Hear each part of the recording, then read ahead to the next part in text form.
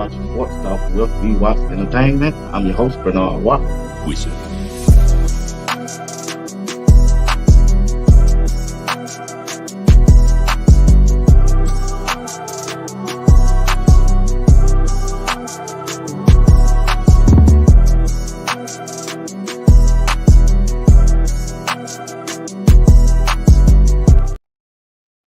What's going on? What's going on, peoples? Man, hey, all right, feeling good this weekend, feeling good this weekend. Hey, Coach Prime and the Colorado Buffalo did their thing on yesterday. Yes, they did. They had a perfect game to me on all three phases side of the football. Offense, defense, special team. Hey, I ain't got no complaints. And I tell you what we're gonna do. Let's bring up the fellas. And we're gonna jump right into this program, all right? Y'all don't mind, smash that like button, subscribe to the channel, and share the video with your friends. If y'all don't mind, call somebody, text somebody, email somebody. It don't matter what you do. Let them know that we are on the airwaves right now. What's going on, fellas? Yo, yo, yo. What's the What's word? going on? What's going on? What's going on? Man, I'm good. I'm good. Let's see. I did something wrong. Let me try it again. All right. Here we go. What's up, Steve? What's going on, fellas? BWatts. Hey, man, it's good out here. Everything good in Georgia, man. Everything good in Georgia. Rob, you don't made it back. Are you still out there in Florida? No, I'm still in Florida, but man, before we get this show going, man, prayers out to everybody in the state of Florida, state of Georgia, North Carolina, anybody that's on the East Coast that was impacted by the storm.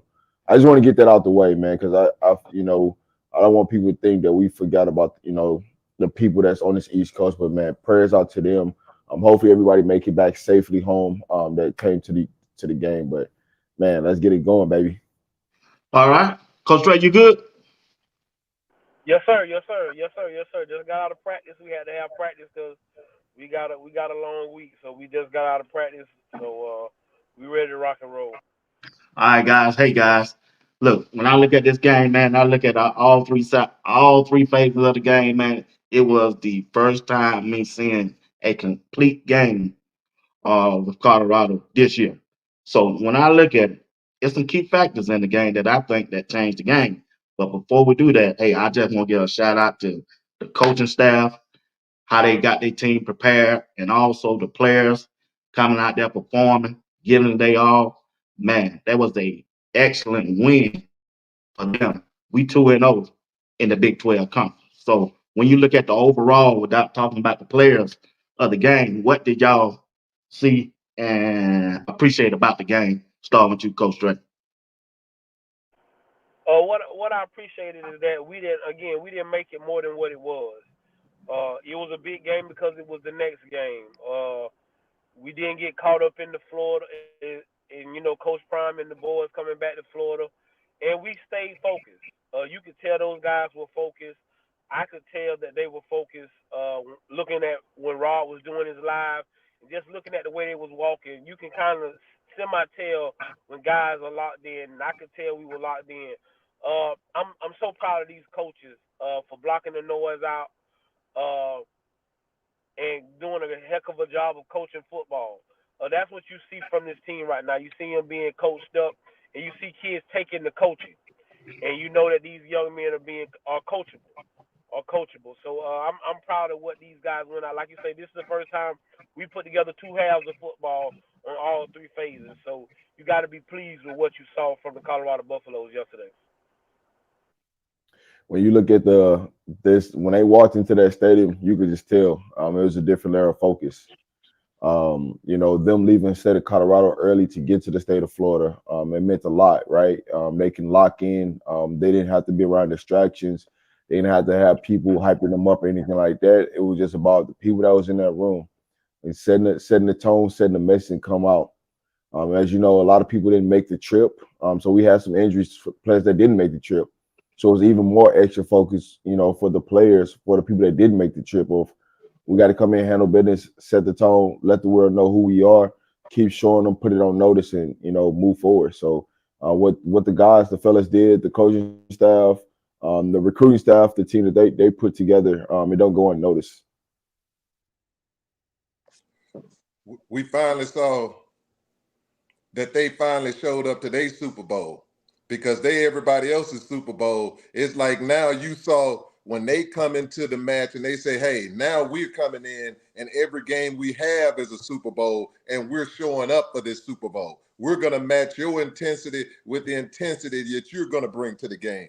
And Coach Prime told everybody what was going to happen. If you listen to him, he told it. And his quote is this: the first two series is going to let them know what's going to happen in this game. That's what he said. His whole speech, he said offensive line, defensive line. Your first two series of what you do and how you show them is what's going to take us through this game. And it did. So it was awesome. It was awesome. A beautiful game. I had people running. They wouldn't call me. People wouldn't even call me. They said, I don't even want to talk to you, Woodland, because I know what's going to happen. I said, you know what's going to happen. A team is finally being formed. They realize that every game they have, it is a Super Bowl. Y'all need to realize everywhere they're the greatest show on earth.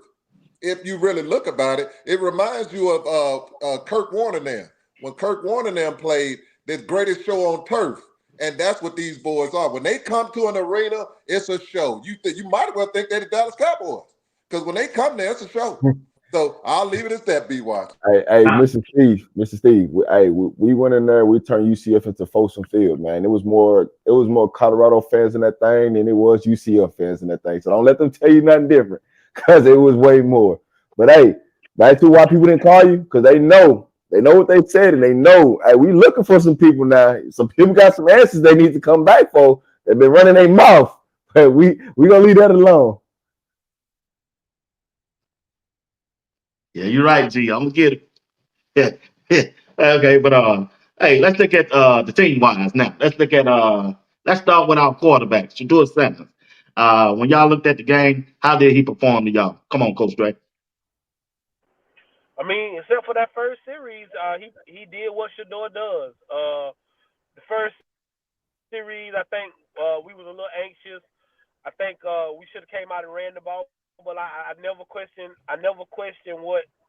what Pat is doing, because I think he's trying to see something, and I know Shador has the option to audible out of plays. But besides that first series, Shador Sanders did what Shador Sanders do every week. He was quick thinking.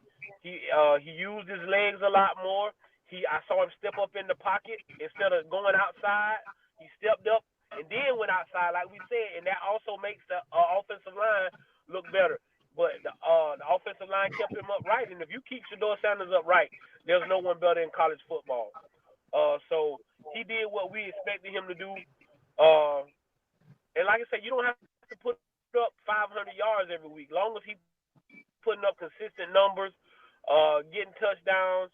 Like I said, we had one bad drive. I think that first drive where he threw the interception.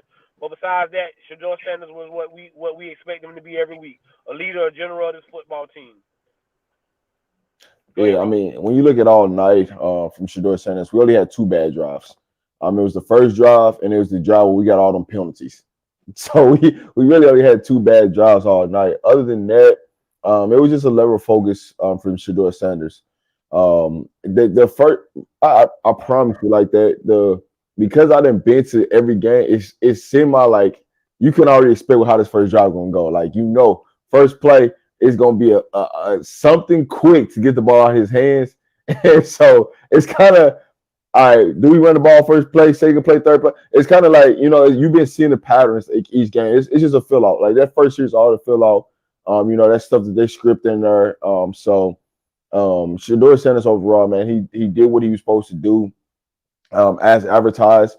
He sat in the pocket. He trusted his offensive line and delivered.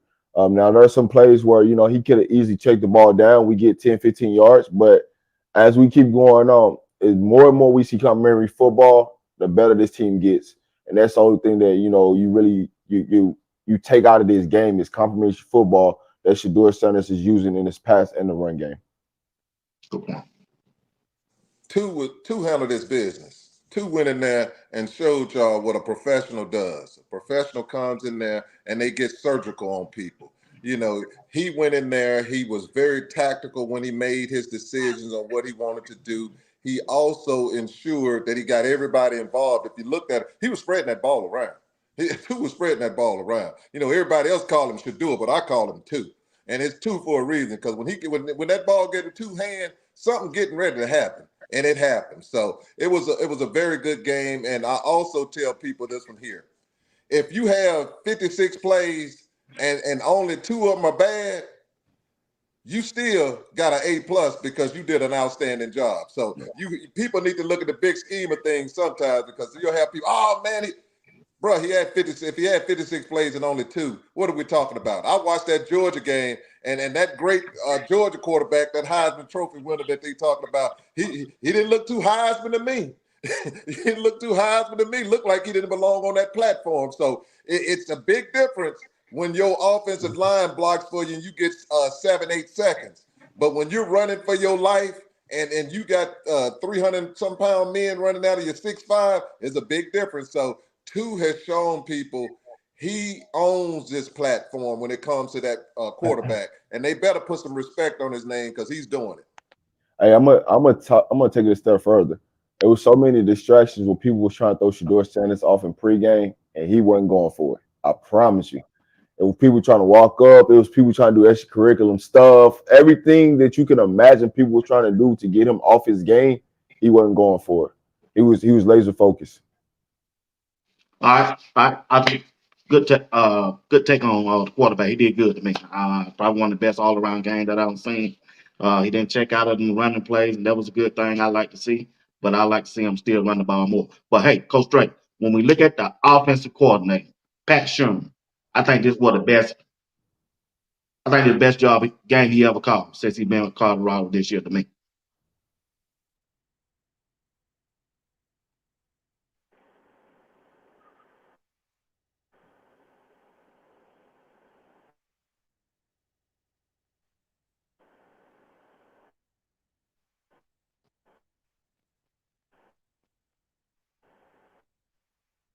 Go ahead, Hey, Rob. Come on. Oh yeah, yeah, no doubt. try it again, Dre. All right, he gonna come back. So when you look at Pat Shermer, he's just getting better and better each week. He's learning to how to utilize weapons in different places.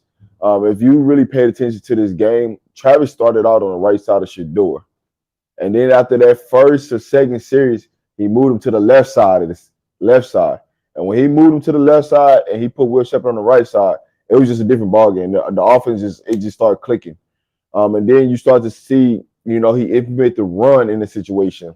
And when he implemented the run in the situation, now they start to open up a lot of play action opportunities down the field, because they knew that UCF couldn't guard them at the cornerback position, the safety position. We knew that. We knew we had mismatches at the linebacker. I mean, with their linebackers.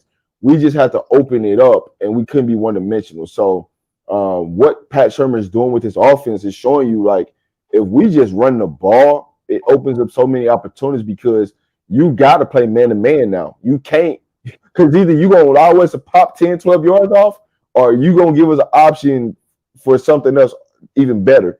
And so that's the evolution of what you're starting to see this offense. It's just people just was not being patient. And as you see, you're starting to see a new wrinkle every single week, right? He didn't come and show the two running back formation, 12 personnel. He didn't show that this week. But what he did do is he did move the wide receivers around, where you see Jimmy Horn on one side, and you might see him on the other side. You see, he moved Travis, he moved Will, he moved them all throughout the game. And one of the things I did love is when we did run the ball, you see motion. He utilized the tight end Smalls for a lot of motion when he was going to run the ball. So, Kent State's going to try to pick up that. Like, hey, they running the ball if he comes in motion. But one of them times, there's going to be a fake, and you're going to see Savell Smalls running right up the seam for a touchdown. So it's coming. But overall, what you see Pat Shermer do is just elevate this offense, and it's just taking time, right? It's just chemistry building, trying to get everybody healthy. And the good thing is we're going into a bye, and we finna get some players back. So this offense should be even better than what it is now. Well, I have to credit Pat Schumer on this one here. When you have the weapons that CU have, you got an issue. And your issue is all those guys went there with the expectation of getting the ball. So to keep those guys, I'm going to go on this aspect, to keep those guys still involved when sometimes they don't get the ball, that tells you a lot about the offensive coordinator and also the receivers coach. It tells you a whole lot because we all know some receivers can be divas. And if they don't get the ball, it causes an issue on your team. But if you look at Schumer, the way he's doing it, he got them believing that, hey, trust the process, understand you will get your numbers and the team will be successful if we do it this way. And and I think in that aspect, he's doing an outstanding job. He also, with this one here, you got running backs back there, and them running backs looking, and the running backs know, and the offensive line also know that they ready. That telling that they can't run, the people out here in podcast land, you can quit with the we can't run. We're not hearing it. You can stop it. The Colorado Buffaloes can run a football. Them boys can run a football. It's just up to stick to the commitment of running that football and being patient. Rob, you hit it on the head. Be impatient. You have to be patient. It takes time to bake a cake. You just can't bake a cake, throw it in there. It takes time. So that's what I said about Schumer. He's doing his thing. Yeah, Sherman did a good job on the offensive side of the ball, and we got to give a lot of credit to Phil Loho on the offensive side too, Coach Stray. Phil Loho got that line right. I don't know what they're gonna do when the rest of them come back, but I'm telling you, this the best I ever seen this offensive line perform on Saturday. I mean, we told people when Phil Lohos got hired that he was a heck of a ball coach. And people told us, oh, man, y'all went and got a guy. He ain't never he ain't never been a real coach. He just been an assistant. We heard all them lies. Well, what you got to say now? What you got to say now? That's what real coaching is. We got some guys injured, but what you can tell is that them kids, I told y'all, we need anywhere from 10 to 13 guys to be ready. And what you seeing is that man those guys are getting coached up during the week. I'm so proud of 55 and 54 the way they played this week. And like you say, I don't know what we're gonna do, but it's a good problem to have when Vincent and them boys get healthy. It's a good problem to have. I'd rather have more offensive linemen ready to work and hungry than offensive linemen scared and not ready to go in there. But you got to give Coach Lohos a hand prop, and he's coaching. He's coaching with a purpose. He knows what it is, and he gives it to them kids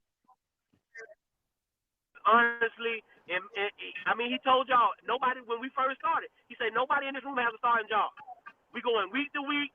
I'm going to evaluate you. I'm going to see what you can do. And if you're not getting the job done, hey, I got to do something else. And that's something that you got to applaud him for. But you got to give Coach Lowe's a hand clap, and we need to make sure he get a raise next year immediately.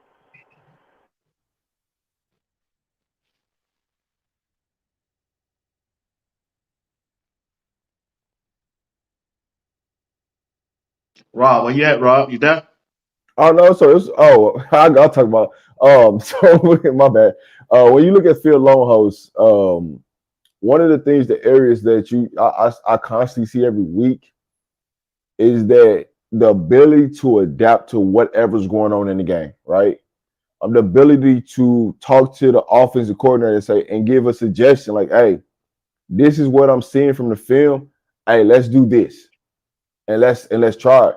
Like some of them holes and things that was being opened up is because he just simply having a conversation with, hey, if you don't do nothing else, just bring Smalls, because Seaton's already clearing out a hole.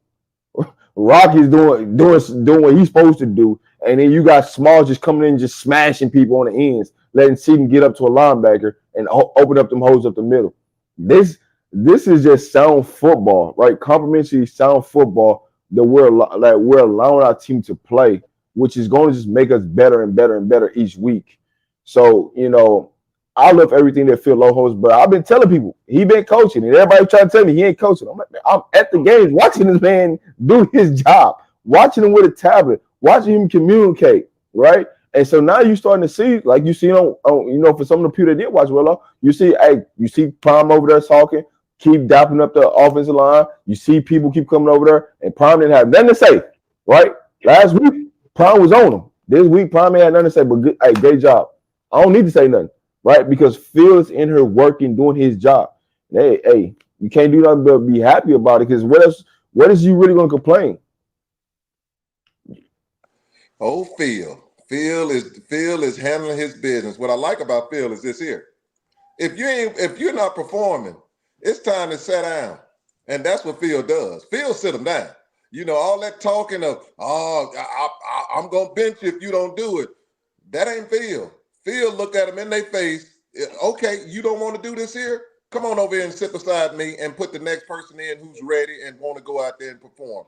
What you do have to like is this one here. The development of the people in the second and third teams. That's what I like. You'll have your first team, but a true team that's going to win big games, even when you look at Georgia and Alabama, they're playing their second and third group because Georgia had, 3 linemen go down? So you have to have people ready and prepared to step up. And something I got to respect, Houston and Hardeman, those boys came in there, just like you said, Coach. Them young men came in there, and it wasn't no talking. It was physicality. They came in there with, I'm talking about, I'm going to hit you in your mouth. And honestly, Lodo got an issue. Who you going to keep in the game? How can you see a performance like that and turn around and be like, we going to sit y'all down? Whoo, that's a tough decision. But it just goes back to Prime saying, when I give you the opportunity, it's on you. Don't say we didn't give you opportunity. That's a good point. That's a good point. This what you talked about Harden. Man, he looked good, Coach Dre, to be a person that's one star.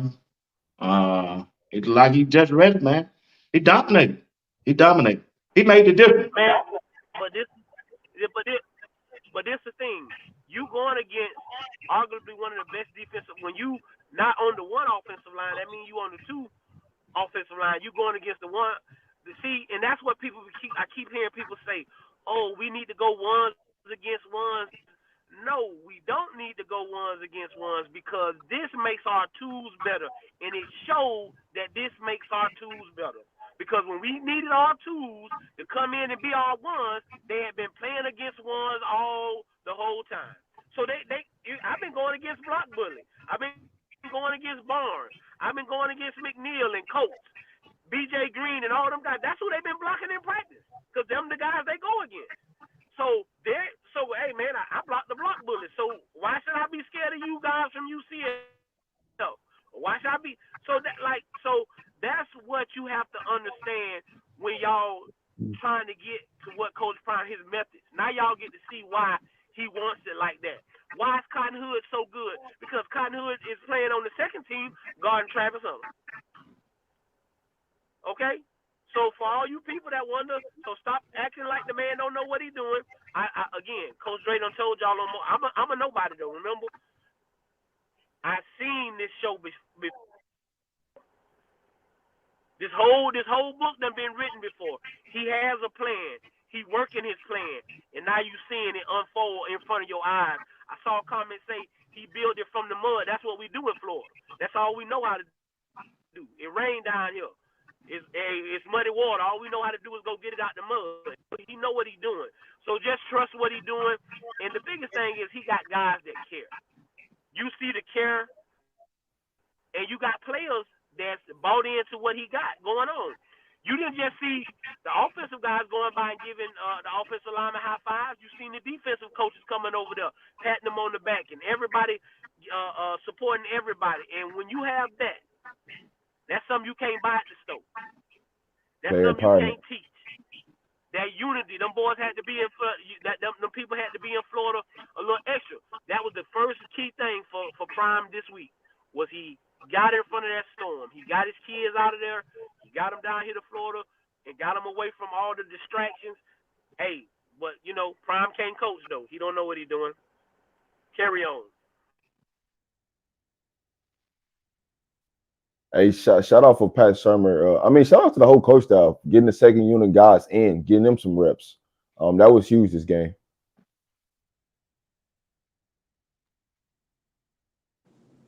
Kudos all around. Not only that, what you saw even on the defensive side, when that second unit came in there, they were thumping heads on that side. So you're looking at a team now. They're bought in, and the reason they're bought in is because Coach Prime actions have shown people get so involved, people get so tuned out to the bling and not the message. He will tell you things that bring life into you. The only thing you worried about, you saw his gold whistle. That gold whistle is for something else. That gold whistle is for something else. It's the message. And when you finally hear the message and you realize this man is sowing into me, I'm going to tell y'all something. When I tell you a person like Coach Prime, I have to pay $10,000, $18,000, $20,000 to go to conferences to listen to people like that. Hear what I'm saying? I have to pay $10,000 to $20,000 to go to conferences to listen to people who are going to speak life into you. These people getting it for $0.99. And when you're getting something like that, you need to realize this is priceless, and you better take advantage of it. Mr. Williams, I'm gonna say this, and I'm gonna move on. The biggest key to all this, and why the second units are really, really hungry, because redshirt week is over now. So you gotta play now. It ain't no hey, it's all on you now. So that's a big key factor for why the second unit is they super hungry. They coming because they know, hey, my number gonna get called now. Coach Ray, when we look at the running game, the running back room, and the coaches, they got them right. They calling their numbers. Everybody say we couldn't run. Everybody say Prime ain't gonna run. But every game, you see that them totals keep coming and coming. So what you think of the running game that this past Saturday and the coaching staff, the running back coach? You talking about the guy that Coach Lee that they said couldn't coach running backs and didn't know how to coach running backs? That group? Oh, okay. But hey, man, what you expect? You got a true freshman that's tote the mail. You got Dallin who's getting back healthy, and we got him in the end zone. But Augusta is the guy that's really impressive. He's very impressive. And so you got to be pleased with what he's doing, and then you got to be pleased with the way Coach Flea is moving them guys in and out. He's giving everybody an opportunity to show their skills. And so what you're seeing, guys, and everybody out there, is Michael did a good thing. So when I get my few touches, I got to make sure I make him count. Because if I go out there and I don't make my little few touches count, I'm not getting no more touches. So I better make every one of my touches count. And that's when we say iron sharpening iron, that's what we talking about, y'all. It's not the competition is, on his first carry, he went for 10 yards. On my first carry, I need to go for 12 to 15.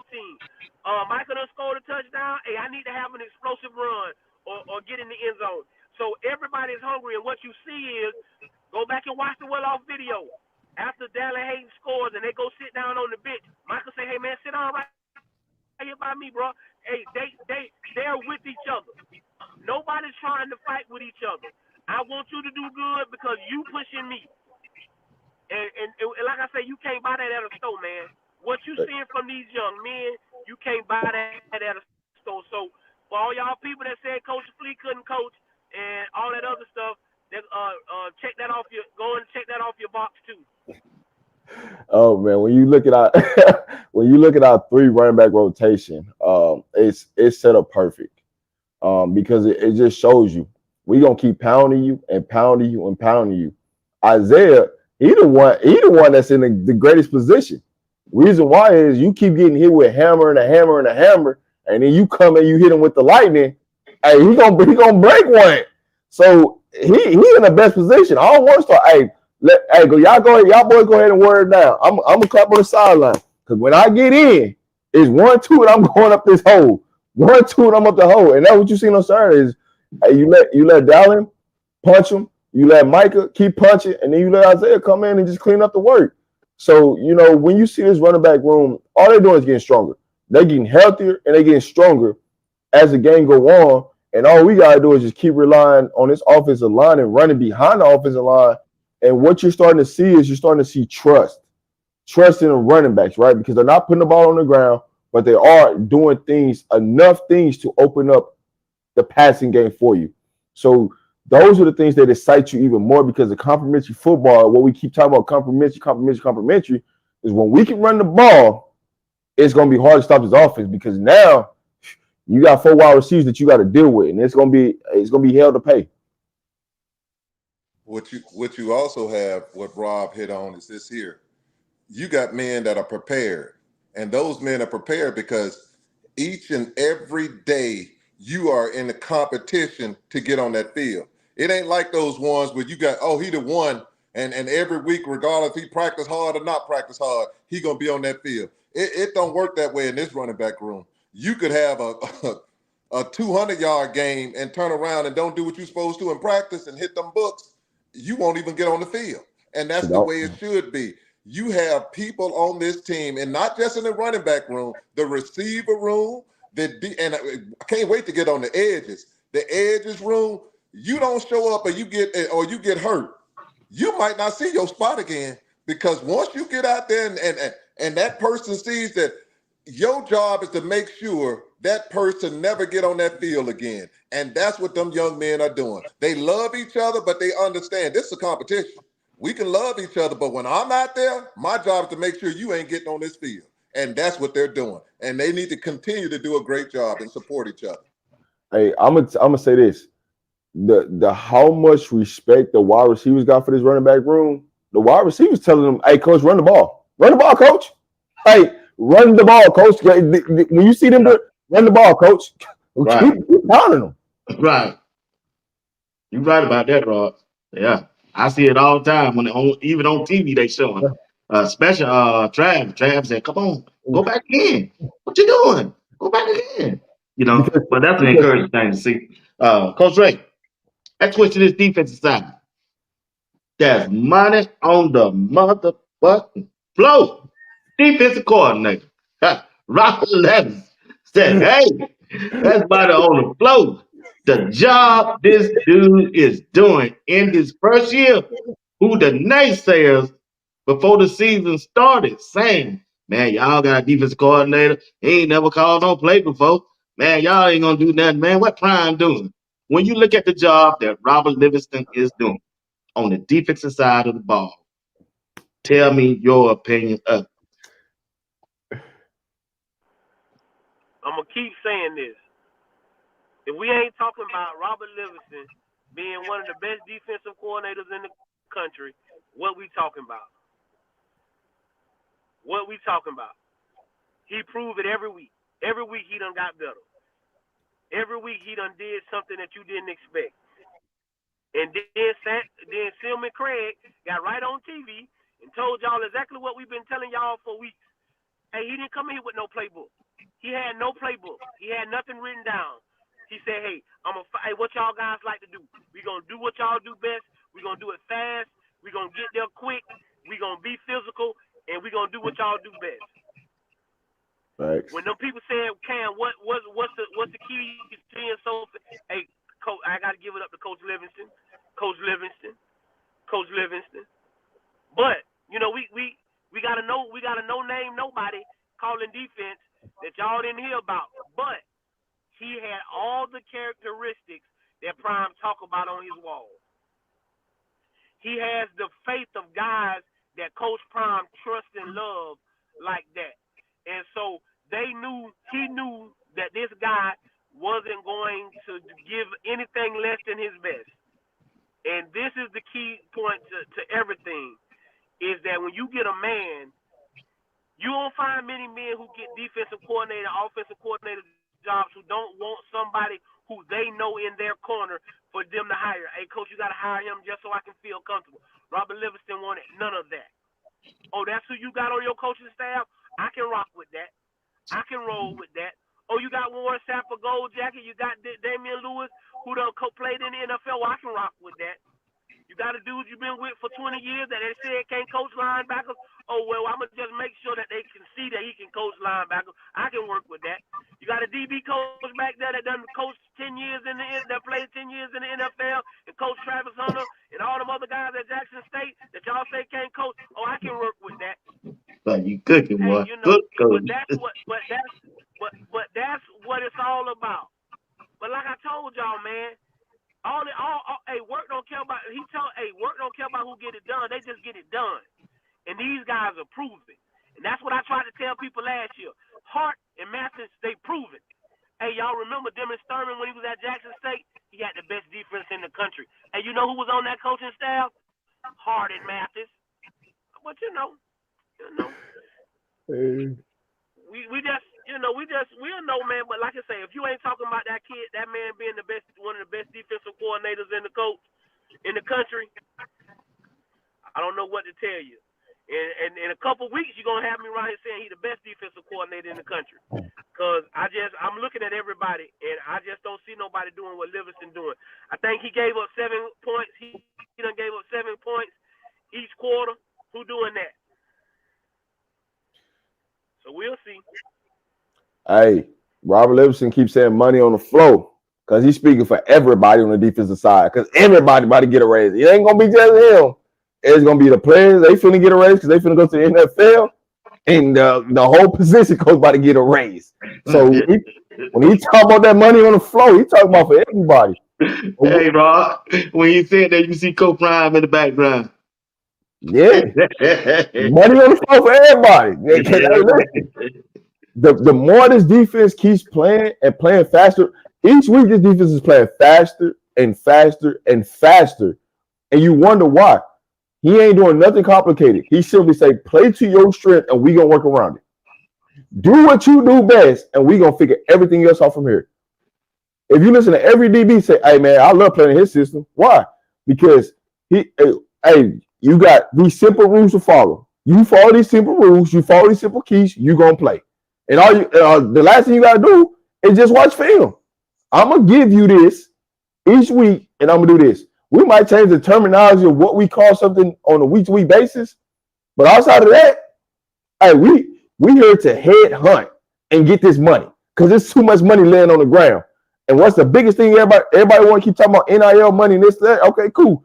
We got money on the flow from NIL deals. So y'all want to keep getting, let's go get some more.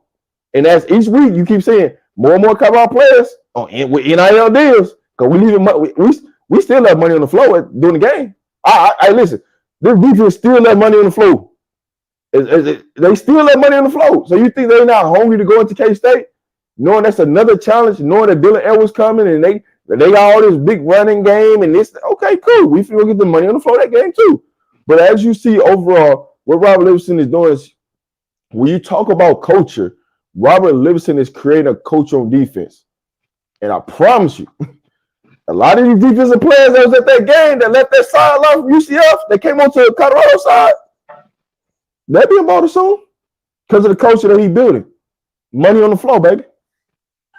If you watch CU last game and you go back in the 90s and you watch the Miami Hurricanes on how they handled their business on the thing, I ain't saying that they have the level of the Hurricanes back then. I'm not saying that. But what I am saying, if you look and see the physicality and them running to the ball, they are very similar. And I can see that in them. Them guys are popping. I hear pads hitting, you hear that, you're like, woo. People get in ice tubs after they playing CU because it's hitting going on. So I have to give Livingston his props because of the fact that you got young men doing what they love to do, attack. They're not in that, let me sit back. You got DBs attacking. You got DBs doing things in which, if you look at it, they're making money because now I'm perfecting my skill. They got it easy. They're gonna have it easy in the NFL because NFL they're gonna put them in them zones. Them boys gonna be like, man, I'm bored. I'm bored of these zones, but they're gonna make that money because they were able to. If I can handle you man to man, and my technique is at such a level in which I'm not getting crossed up there, Oh, a zone is nothing. That's what he's building with this team. And now what he's also had is this one here. Rob, you hit on what makes me happy. Over 300 recruits at that game. Over 300. What they say on 3. Over 300 recruits at that game. If you got that many recruits at that game and they saw that performance, you think them young men ain't saying, mama, there go that man again. He say his money on the floor, and you told me we don't never leave money on the floor. So let's go pick up that money, mama, and head on up to see you because they said nice up there, and we need to go see. Hey, I'm telling you, the recruits were leaving left and right. They was head over. I'm trying to get an autograph. I'm trying to shake some hands. What Corey Phillips had? What Coach Reed said? Well, I need to talk to somebody. Hey, what's going on? I'm like, that's all you heard. That's all you see was people just flopping, just name badges on and just flopping over there, like trying to figure out who they can talk to get on board. Money on the floor. We don't give the props to the coaching side of the defense. That Coach Lewis, Bap, and Danzy. They doing their thing. They doing a real good job. Now let's talk about the players. And what's the other coach that came in late? The white guy? Hilo. Yeah, we gotta give him his shout out too. Linebacker coach. Yeah, okay. I just want to make sure we mention their name when we're doing the broadcast. You never know, they might come and see. Drop by and hear the broadcast. We don't ever mention their name. We got to give them their props too. All right, guys, let's talk about the players. Let me tell y'all something. Big Barnes got free, Coach Drake. Yeah. My boy, they let that big dude loose. Even though he made a mistake, they left him out there with the block bullet. Tell me another better combination in the Big 12 other than them two right there. Then we're going to switch to the end. Y'all talk about the defensive line, the Tigers, Colts, and who else played on that line? Barnes, Colts, 95. McNeil, and Bruton. Y'all talk to me about them players. Let's give them some love, bro. I need Barnes to stop jumping off sides. That's the first yeah, he gonna do that once again, y'all.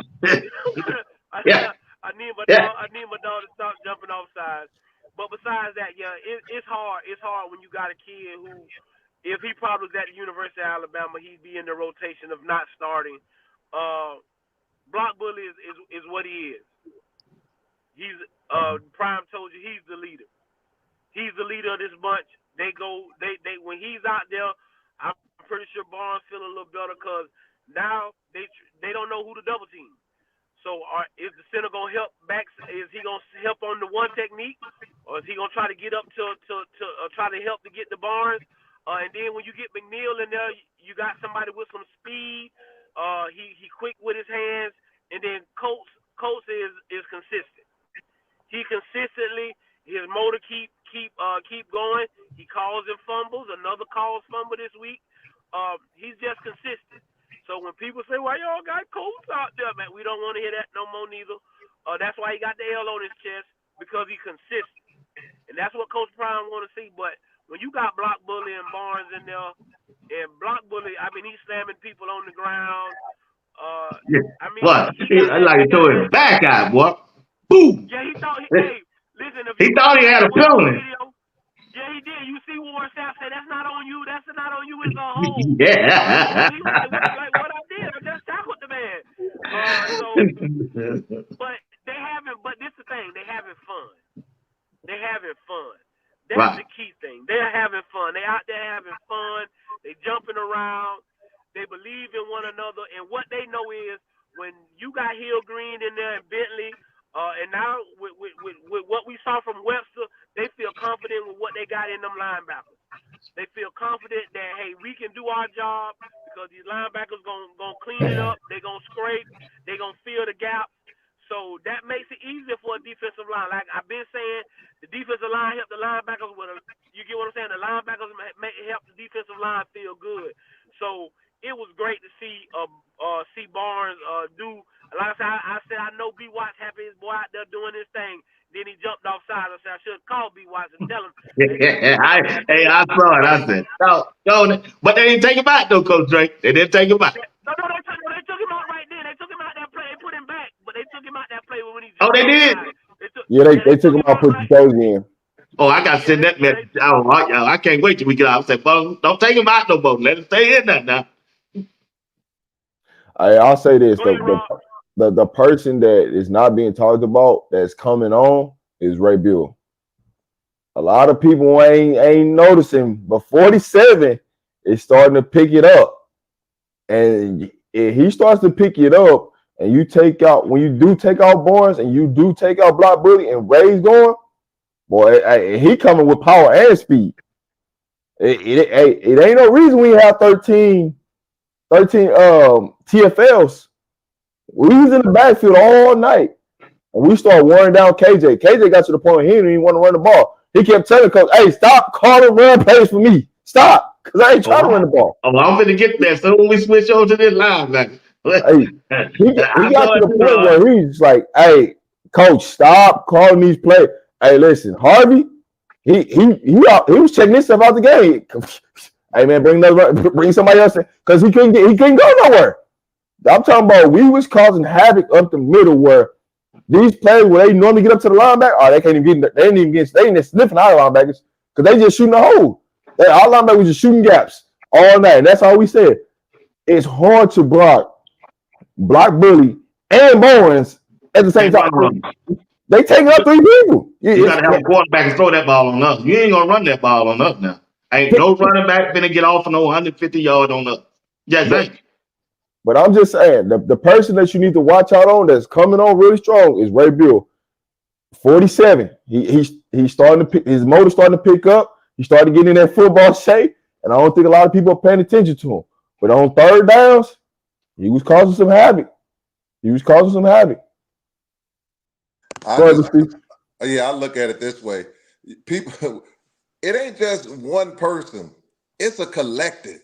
McNeil getting in the backfield. You ain't coach doing his Mr. Consistency is what coach should be called. Coach is Mr. Consistency. He's at every game. He's gonna stay healthy. He's gonna see him ready. He's gonna do what he's supposed to do. So I'm ashamed, coach, 100%. I'm behind him 3,000% because he is the constant professional. So those guys that you have in that locker room to mentor, coach is gonna help the team out by this. The way he mentors and shows professionalism for the younger players.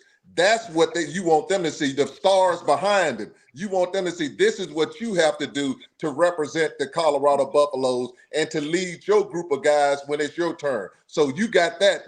That's winning 101. When you're mentoring and developing the ones behind you to take your spot when you're gone. The next thing you got is this one here. You got a fresh. When I say fresh, let's say it again, fresh. You don't have it where CU is just dependent on 2 players. I go through the SEC, man, once they get past that superstar, you're like, okay, the person's a talented person behind them, but they ain't doing nothing special. At CU, what you got is this one here. You got fresh people, and they're fresh because they're going in, rotating, getting 3 downs, coming out. 3 downs, coming out. You're not beating up your team. They're not getting beat up the whole game, and what this is what Coach Ryan don't get props for. He's not killing his team at practice. Nick Saban, the old days, man, they kill them boys. They would kill them dudes. They in there clacking all day. Coach Ryan does it like the LA Rams. We're gonna be professionals. We're not gonna kill you. We want your bodies ready for the game. And if you look at it, it works. Their team is healthy. You don't see all those injuries and all those fluke type stuff with CU. But for that front line, look how disciplined. This is the key that people don't look at also, the intelligence. If you watch that game, Block Bully was telling the person beside him on every down, get your butt right here. You need to be right here, telling them the technique and everything of what they supposed to be doing with the lineman and assignment. Watch the game. Watch the Block Bully point at him. He made one time, he said, get your butt from right there and get right here. And it works every time. They're talking. And the more team talks and listen, the better they're going to play. Outstanding job. Coach Ray. But them defensive ends, BJ Green, Sam Oglala, boy, they were tearing R.J. Jefferson up. You hear me? Boy, and you can't forget about Ty.J. McCoy. He also had a good game. Them defensive ends, man, I Don't forget thought about Art when Walker. they when, Don't forget when about they Art didn't say Walker. Hayden wasn't coming, when what's called text me that, I said, oh man, we ain't gonna have Hayden. I said, who gonna fill in him? But Wade Sam came on, bruh. They put that pressure on that quarterback, man. Hey, you forget about Art Walker now.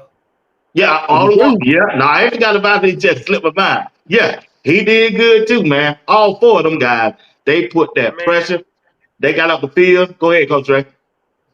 man, they said it on Fox. It might not show up in the box score, but what them young men did, setting the edge, making sure you got to go back inside where the linebackers and them tackles at, and making sure that if you get your butt out here, hey, these and they also what they said was that the tackles that UCF had, they're run blockers. They're not pass blockers, and you saw it up close and personal that when that tackle had to get back in that kick stance, he didn't want no parts of that. He wanted no parts of having the pass block. Them guys want to go forward.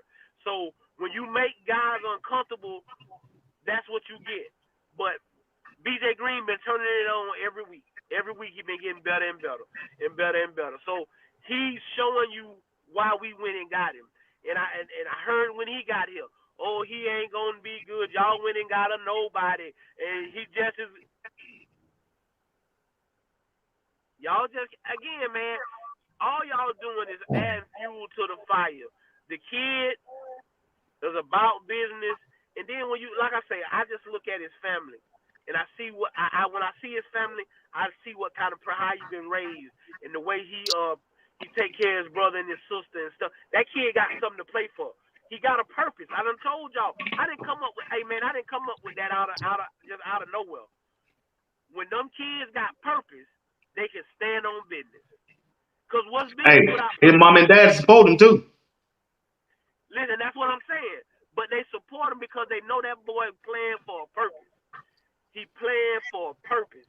And when you playing for a purpose, like he playing for, and when you get up close and personal and get to see it, you see what this kid playing for and why he goes so hard and why he's the kind of great young man he is. And you can't do nothing but root for him. Hey, the Okalaka, he just stood in for his brother. Them boys came from Pitt. Hey, I got your back, bro. You just go get healthy. Get healthy. I got your back this week. Then you put in Tajay McCoy. You put in Walker, who been waiting to get his chance to shine. And that again, Rob said it at the beginning. All you can ask for is a chance, is an opportunity. So for all you haters out there that say, "Oh, well, Coach Prime just play daddy ball and he play his friends' sons," and listen, he done gave everybody the opportunity, and now what you see is these kids taking advantage of their opportunity, and you can't do nothing but be pleased with what you. Hey, Coach Dancy, when people said that that guy's gonna be a defensive coordinator, that guy's gonna be a defensive coordinator. So I don't want to hear about the HBCUs ain't got coaches. I don't want to hear about the HBCUs ain't got coaches. You see what Dancy doing with them defensive ends. You got to clap your hands for that man. Those guys are eating outside. I'm so proud for him and him getting a chance to show that he can coach with the best of them. You hear me? He can coach with the best of them. First, shout out to Miss Green, BJ's mom, BJ's dad. So if you didn't watch the live pregame, that's pretty much who I was around. So I kind of already knew what to expect from BJ that game. I already kind of knew what was up. So BJ delivered what he said he was going to do. I'm just telling you this. I know exactly what was said for pregame. He delivered on everything that he said he was going to do that game. When you look at Arden Walker played some of the best football he's played, being a Colorado Buff, and he's getting better and better. He's put on some weight. He's got stronger. He's ready to set the edge. When you look at Sam is just on a different mission right now. He's just going to go prove that when all the stuff that y'all was talking about, him coming to Pittsburgh and he's living up to everything that needs to be good. Do I even need to get in Taj? Do I even need to talk about this man? The man he's been here for 2 years now, right? He came as a true freshman. This is a product of which I said they can't develop. So when you start talking about development, he's one of them kids that came in here. This is the second year in the program. What are you seeing? You seeing them starting to develop them pass rushing skills, to develop them opportunities to prosper when he's on the field. So when you start talking about development, there's one of them kids that's been in the program from a freshman, and you're starting to see it's coming on. And as each game goes on, you're starting to see the process of these defensive end, these defensive line coming together. And the biggest thing that I want people to realize, this defensive line cares about the defensive line. They all rooting each other on. When they come to the sideline, it's all a bunch of high fiving, helping each other, explaining what they could have did better, watching film together, and showing them, hey, listen, we just need you to do your job because everything that the coach is telling you is right there. Just seize the moment, and that's all you see is a bunch of high fiving and talking them through it. You see it on the field. They talking, they communicate. And so, what else do you want out of your defensive line? To communicate and get to the quarterback and just cause havoc up front. And that's what they doing. Straight causing havoc. And Sapp just over there just dancing on the sideline having fun. Just dancing. Because every time you turn on, you see Sapp on the sideline, he dancing because he know what his defensive line about to do. He know what they're about to do. What I see is this one here. I looked at last year. I saw a number that said they were 122 or 123 in defense, and you ain't got number 130 some teams. And if you're looking at that, that's pretty much last. If you're looking at it, this year they're up in the 50s. Now you tell me if that ain't that's like a 75 point swing right there. That's what I'm seeing. I'm seeing a group of young men winning at their line of scrimmage.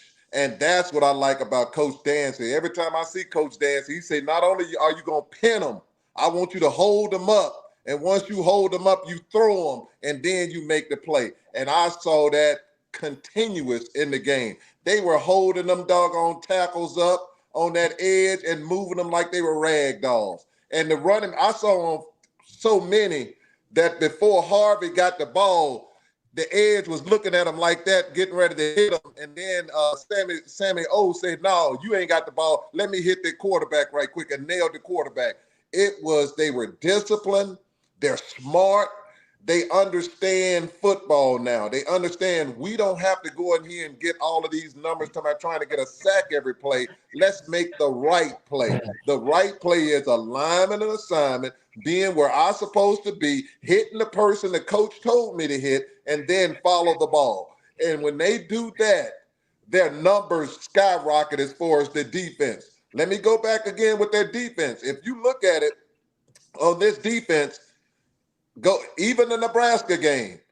Ain't no team scored no more than 7 points on them that second half. Go to every game, no more than 7 points been scored in the second half. That tells you something. Defenses that get stronger in the second half are good to great defenses. Most defenses get tired and worn down in the second half. Not these studs. These studs get stronger as the game go on, and that bodes well for CU when we get deeper down into this here conference. Oh, I'm just excited. And then their future. Let's go again. Y'all remember them old days? They can't develop nobody. Arden Walker going to be a future. McCoy's the future. You have Wiggins over there future. And we ain't even talking about Brantley. We ain't even talking about Brantley. Let's say again, they had a boy out there who was 59 from Canada. So he made some nice plays. It's talent everywhere. These are people, you're like, well, who?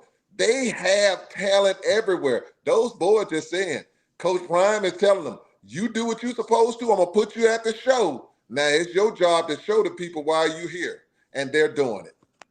Hey, listen, the tackles didn't want the smoke so bad. That's why they just started going to quick slants. Because the tackles like, hey, we don't even want to. We can't block them, coach. We can't block them. We got those slants. Just keep throwing slants. And once you took them slants away from them, that's when you start seeing Sack City. Hey, let's switch to the linebacker room. Let me tell you how it's done, boy. This linebacker room ain't no joke. Coach Drake, Rob, and Steven. You know, I'm an offensive coordinator. I've been a head coach. You know, I always like the offensive side of the ball. But I'm telling you, this year, I don't even pay that close attention to the offensive side of the ball. I be wanting to see the defense. the defense, and especially this linebacker group. Man, Hill Green hit R.J. Jefferson so hard. I text Greg and Steven in that group chat. I said, man, when I can watch that replay, he laid there. He was finna get up. It was 2 minutes and 30 seconds. I said, he didn't want to get up, y'all. He laid back down. He hit him so hard, Coach Drake. Bruh, like he wanted to tap out. That line, what y'all think about the linebacker room, how they play? I mean, when you talk about Hill Green, I told people when he got on campus. But you know what? When DJ Lundy left, y'all cried and y'all cry me a river. Oh, I don't know what we gonna do. Oh, who is this kid Hill Green? Oh, we need DJ. He played for Florida State and they went undefeated. Florida State 1-5. He ain't hit nobody all year. And this kid Hill Green, all he did was come in here and do the right thing. Trust the process. Waited his time. Got on the football field and showed you, hey, coach, you can't take me off. I belong out here every snap. And that's what I tell y'all with life, man. You don't have to rush the process. A lot of y'all trying to hurry up to get to the top and to do anything to pull the next person out. You ain't got to do that. Just do your thing. Stay consistent to yourself. Be the best you can be every day when you get up. And this is what you will see, that if you do that, that good things are happen to fall right in your lap. You won't even have to go far or deviate from what you got going on. Just do your job. And like I told you, I hadn't really seen the kid play. I heard him talk. I just heard the young man speak. I said, oh yeah, he needs to start for Colorado. And ever since that game he done got in, hey, listen, the Butkus Award, I think we need to be on the list. I just think we need to be on the list. Most definitely. I'm just being honest. I'm just being honest with you. The kid feels the gaps like when he see it, he going downhill. Bentley, again, another guy who been here 2 years, been coached by Coach Hart, and he's just got better and better. And then, what can we say about that Florida boy? He got his opportunity to get in there, and he did what he was supposed to do. And that's what we expect. Chaney up next. Chaney gonna get his opportunity, and that's what I be saying. We just can't rush it. I know we want to see them guys, but everything gotta happen. Everything happens for a reason. But right now, the way Bentley, Hill Green, and what Webster did last night, you gotta be pleased with them guys. We got some linebackers, guys, and then you gotta understand Gage Goldberg makes every trip. The kid Garcia, he gonna be ready. He gonna be ready next year. So when you thinking that we ain't getting it ready, these guys are getting ready. And now all the top notch recruits, hey, listen, we ain't gotta call them. I guarantee you they call in Boulder, baby. I guarantee you they call in Boulder. They want to know what's going on. I'm telling you. I told you Michael Jackson was in Florida this weekend. Red's phone ringing like ain't nobody business. You understand me? Michael Jackson was in Florida. They want to see what Mike can do for him, see if they can get it. Because everybody want to get on the show. Everybody want to. Hey, I bet y'all don't call. I bet you want to get on the reality show now, don't you? I bet you want to get on the reality show now, don't you? But them linebacker guys, I'm so happy for Coach Hart. I'm so happy for Coach Hart because these guys are showing what real coaching is. And that trusting the process, getting the guy in from Michigan, I know that helps, guys. I'm not naive. I know having great coaching, but you don't see that man trying to step on Coach Hart toes. He just trying to help Coach Hart make them young men better, and that's when you know you got good coaches. Man, BWatts. Now what I told you last week. Yeah. Hey, somebody, I ain't gonna call his name. He told me, I told you, man, we saw everything. You see, you just gotta be patient, let it play it out. Boy, it played out, boy. It played out. Shout out to Coach Hart, man. He did his thing over there. Listen, I said just be patient. I couldn't I kind of knew what was coming, but I couldn't speak upon it, but it's out publicly now. But that's why I said just be patient, man. Once you got through them first 4 weeks, everybody that you want to see hit that field is gonna hit that field. They gonna on third downs. What you ask for? What you ask for third downs now? Oh yeah, we got it. All right. So hey, what happened? What happened on third down? Huh? What happened on third downs? We got what we want. We got what we want. I just want to check now. Hey, sound like they heard me. Put it like that. Hey, listen. Now, y'all told me your coach don't say y'all right. No. I'm just saying when you say leave them out there on third down, so let's see what happens. Let's see if we can get off the field. What happened? Hey, they got off the field. All right. Leave them out there. Man, we were saying that song for 2 weeks. I just didn't want them to lose them first 3 games. I know how crucial it is. Yeah. So when they got closed there, I was like, man, because me and Miss Steve were talking, said, man, they trying to win? But hey, my emotion got caught up in me. But hey, Coach Ray told me that ain't gonna play. That's okay. All right. Sometimes it's the weirdest thing with college football is getting through the first 4 weeks, because once you get past your 4th game, that's when reality sets in. That's when you know who's gonna be on the team and who gonna red shirt, who ain't gonna be on the team. And so a lot of things we get too ahead of ourselves before the first 4 games. But what you're seeing from the linebacker room is what they already knew. They just had to let the games play out and let you end up making the decision of, are you gonna play? You gonna continue staying on this train? Are you gonna jump off the train? Or what you gonna do? So what you're seeing is just the fruits of the labor just prospering right now. That's what you see. Bentley didn't have his best game, but he was consistent, right? I think he hurt with his foot, bro. Yeah, no. He's still dealing with that foot injury. The best thing right now is we're going on the bye, so you get time to rest up. So he'll be ready for K-State. But what you got to see was them have an opportunity to take him out, so he didn't strain the injury to make it worse than what it is.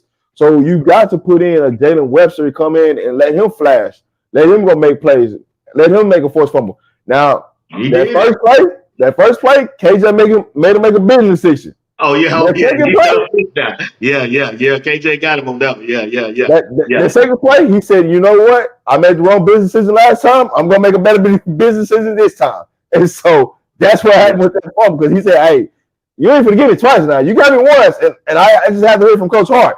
You ain't gonna get me again, dog." No. We ain't gonna do that one. But every time you see Hill Green, you just see consistency. Every time he just filling the hole, and when he hits you, he hitting you. I'm talking about the UCF fans. They was nervous over there. They was like, "Hey, we don't want him hitting him," because KJ didn't want to get up. They like, "Oh, he did. Hey, listen, boy, he wanted to tap out, Rod." Hey, no. When I'm talking about, when I tell you KJ was completely tired, he was folded. He was trying to get Gus to put the ball in the quarterback in. Gus just wasn't gonna do it. He was trying to bring him in. I'm tired. Bring him in. Hey, listen. It got so bad to the point they put in number 0 so they can stop handing the ball to KJ. They put in number 0 so he can run around in yard like it's high school, junior high football, and just run around in circles. That's literally what they did, because they like, hey, we gotta stop getting KJ hit. Hey, 0, get the ball, and just let him run. And I'm talking about Hill Green smacked number 0 so hard. That boy got up, man. Like,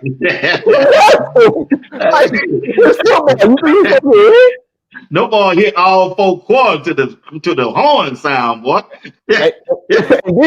and then number 0 caught the ball. Ray Buell came and chased him down and smacked him. He really got first in. Yeah, no boy, hunt, boy. Go Brown got some hunters, man. They got some real dogs on that defensive side, man. He was like, damn, every time I get away. Bro, you never did talk on Coach Strayer. But Rod, you never said anything about Webster. How Webster performed? Oh, I'm getting to him. I'm just ready. I'm for warm up to get to him. Okay. Hey, when I kept telling you who the person that was going to be the next person up was Webster, he just went out and proved it. He shot gaps. He made play. Now he did have to make some couple business decisions, but when he did make the play, he made it. RJ, a big old dude. He said, "Man, hey, listen. He was a lot bigger. He was a lot bigger when he ran that ball than when he passed the ball. You say he weighed 200 pounds. Is he really that big? If you see him, he looked about 265, 275. When you really up person on him, he looked about 260, 275. So you gonna think about it when you I'm telling you right now. Matt just told Travis, just let him run out of bounds. Don't tackle him, dog. We don't need you getting hurt trying to tackle him, man. Let him run out of bounds. Push him out of bounds. So he got some girth on him. But what I'll say though, RJ Harvey, he kind of want to tap out too now. He checked himself out about 2-3 times. Listen, RJ took himself out the game. He did. Because he listen, when he couldn't get past the defensive line, it was a wrap for him. He was like, damn, every time I turn around, by the time I get the ball, the defense in my lap. Like I gotta make something happen as soon as I touch the ball. Like I can't even get 1-2 yards to do nothing. I'm getting he got frustrated. He checked himself out. That's why 0 was in the game. How many rushing yards he ended up with, Coach Ray? Y'all know? Rob? Under 70, I know that. I think 85. I think something like 85. I tried to tell y'all he wasn't No. going to get No. It definitely wasn't 80. I can tell you 100% fact it wasn't 80. It was under 70. It was under 80. Okay, I have to go look. I thought somebody, y'all don't mind. Look up. 100%. It wasn't about 80. Somebody said 7. They saying 77. He got 77 yards. How many carries did he have? Yeah, that sound about right. Anyway, I keep trying to tell everybody, ain't nobody rushing for 100 yards on us unless they break one for about 50. Trust me. It's got to be in the first half. I know he didn't hit 80 because I know he didn't hit 80. That's the one thing I didn't know. He carried the ball. He had somebody said J Dot. That name sounds familiar. J Dot. That's all. Okay. Yeah. 25. He said 25. You think? Yeah. The best play RJ had. The best play RJ had all night was that real route, and that was they just told them they were coming. They still couldn't stop. Hey, listen, Coach Hart. When I'm telling you on the sideline, Coach Hart literally had just told them before the play happened. Hey, they finna to come with you. It's just the person that he was lined up on was Billy. Billy was the person that was covering him. Yeah. So it was just like he tried to go under instead of go over the top on him. Yeah. So I mean, but that's how the play. That's how the play was supposed to work, though. When the dude come in on the slant, that's what it's supposed to do. It was just a good play call by Gus Malzahn. They looked at it and they said, "Oh, Bentley over here. They probably know he got a hurt toe, so we'll put KJ over here and try." So I mean, it was a good. That was one of the best play calls that Gus had. I mean, they done been doing it every game. They don't play. They did it on what's called TCU. Hey, but what I will say though is when you got to pull. Go ahead. No, go ahead, Dre.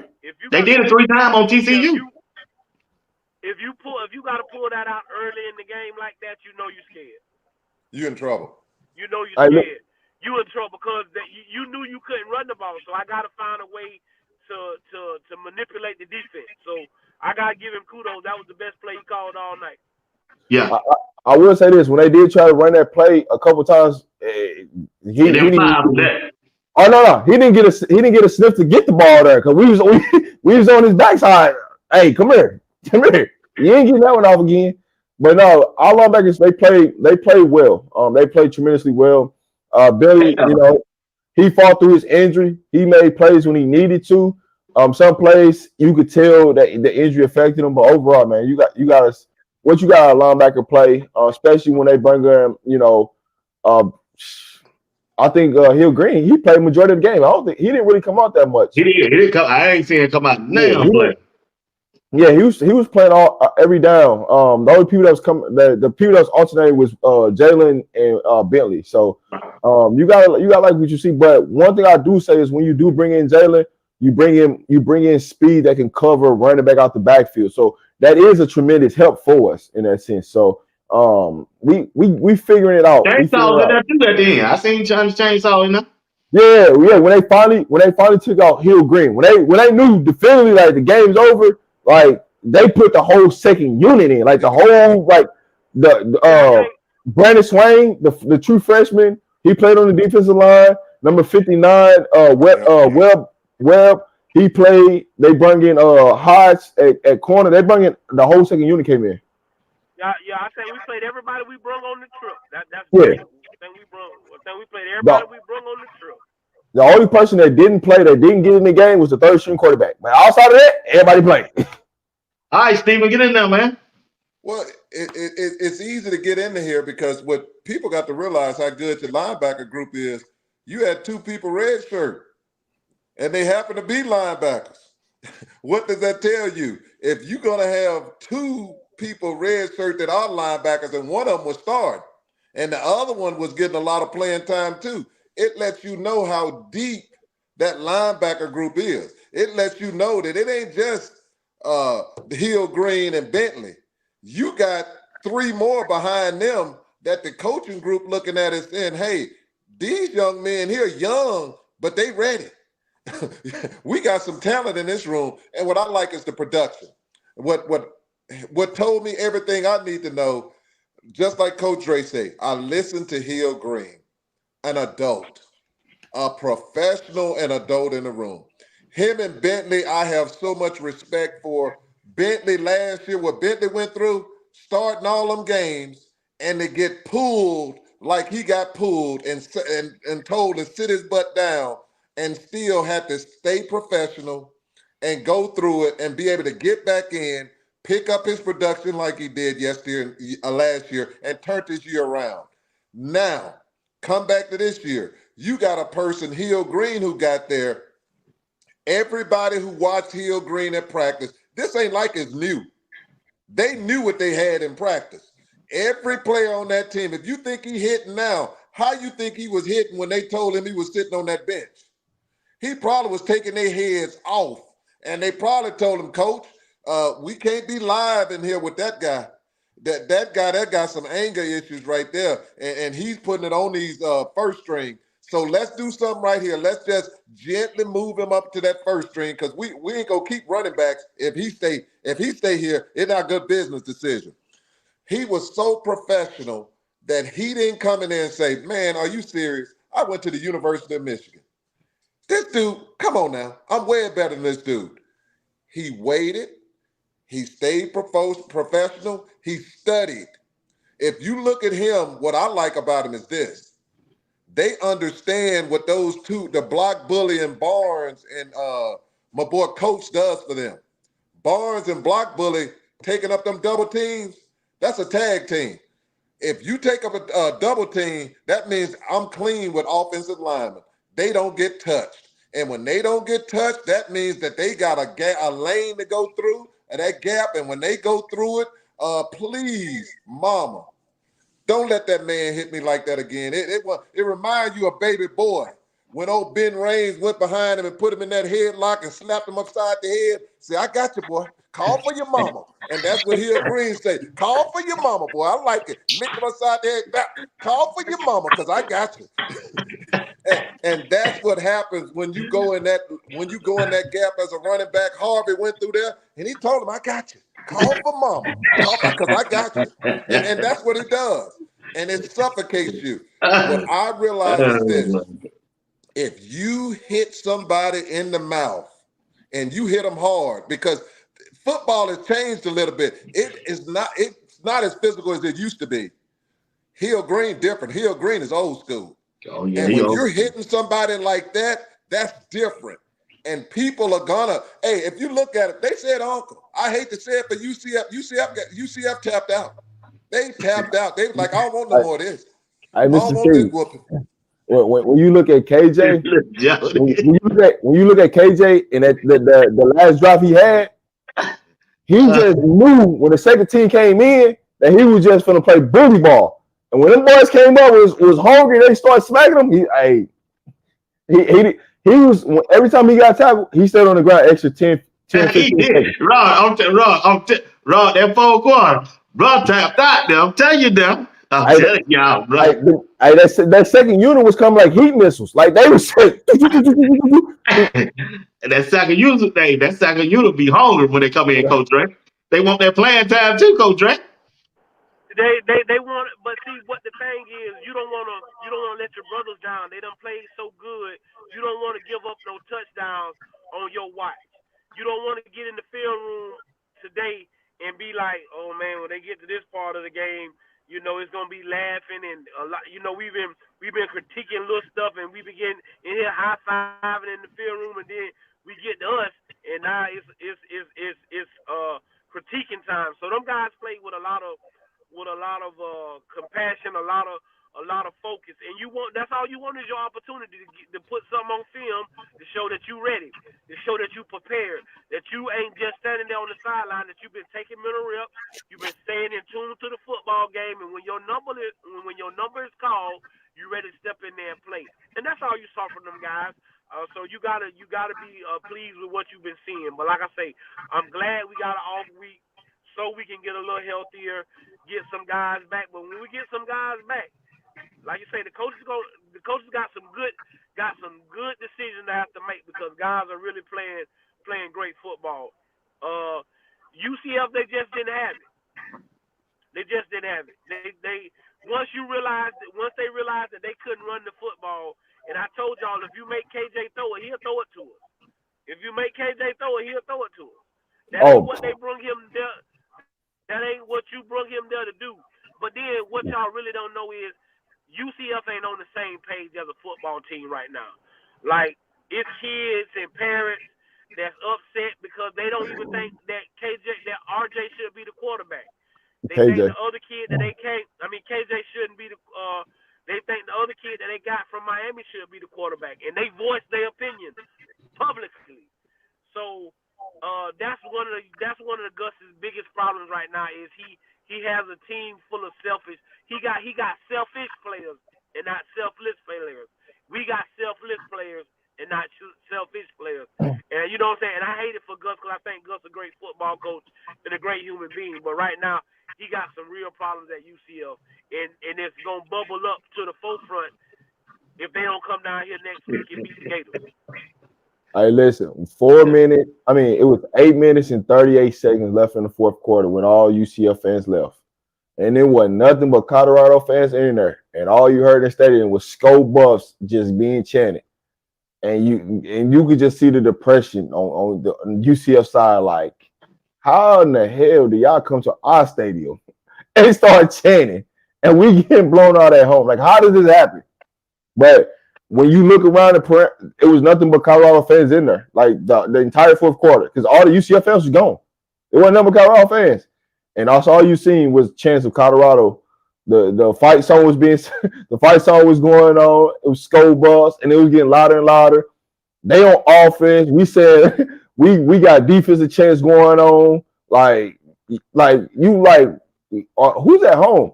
And every time, I don't know if y'all can hear this on TV or not. Every time Colorado got the ball on first down, they play, "Let's go, crowd! Get louder, get louder, get louder!" Every time they try to throw off the count to try to get Colorado a false start. Every down they start playing "Get louder, get louder." Like they had their little techniques that they was trying to use against Colorado. It just didn't work. It just didn't work. I see you now, Mike. What's up, Mike? What's going on? Appreciate you, buddy. Appreciate you. Yeah. I call for your mama. Call for your mama. Boy, you something there. Look at him. Let's talk about the safety position. Cameron Simeon Craig, the physicality and the leadership that he brings to this team. When he picked up that fumble and ran that ball that distance, boy, I couldn't think of one thing, Coach Dre. Coach Moden, the strength and condition to run that far and how hard he already been playing, bro. I ain't know even that fast. But that wasn't even it. It was because y'all made such a big deal about a picture that CU put out talking about UCF was using it as fuel. It was being disrespectful to Florida after they went through a hurricane and do all of that. That ain't what like that. Them people ain't built like that. So for that kid to get that, that's why he took his helmet off. He said all the time. He said why he knew he was gonna have. He said he know he gonna have to run 5 gases for it, but he happily gonna run the 5 gases because I want y'all to see that. Hey, listen, you can't drown. That's what we was talking about. That we can't drown a shark. That you can't drown a shark. That's what the picture was about. That's what I'm about. I am the true definition of dog. Prime, I need my boy to get a D on his jersey. If you're listening to me, bro, I need my dog to get a D on his jersey because he's the true definition of what a dog is. He is a constant professional. He does everything right. So I hated that they was trying to make a big deal out of the picture, but it just solidified that kid didn't do nothing wrong. See, the old people always told me God will give you a sign when you're doing something right or wrong. So when that boy hit him, and it fell right in his hands. It fell right in his hands. It did bounce. Normally when you hit somebody like that, it bounced. It take a weird bounce. It fell right in his hands, and that's the first thing I thought about was how them old people say God will show you if you're doing right or wrong, and that was just a clear indication that kid didn't do nothing wrong. That kid is a constant great kid, and you got to tip your hats off to him.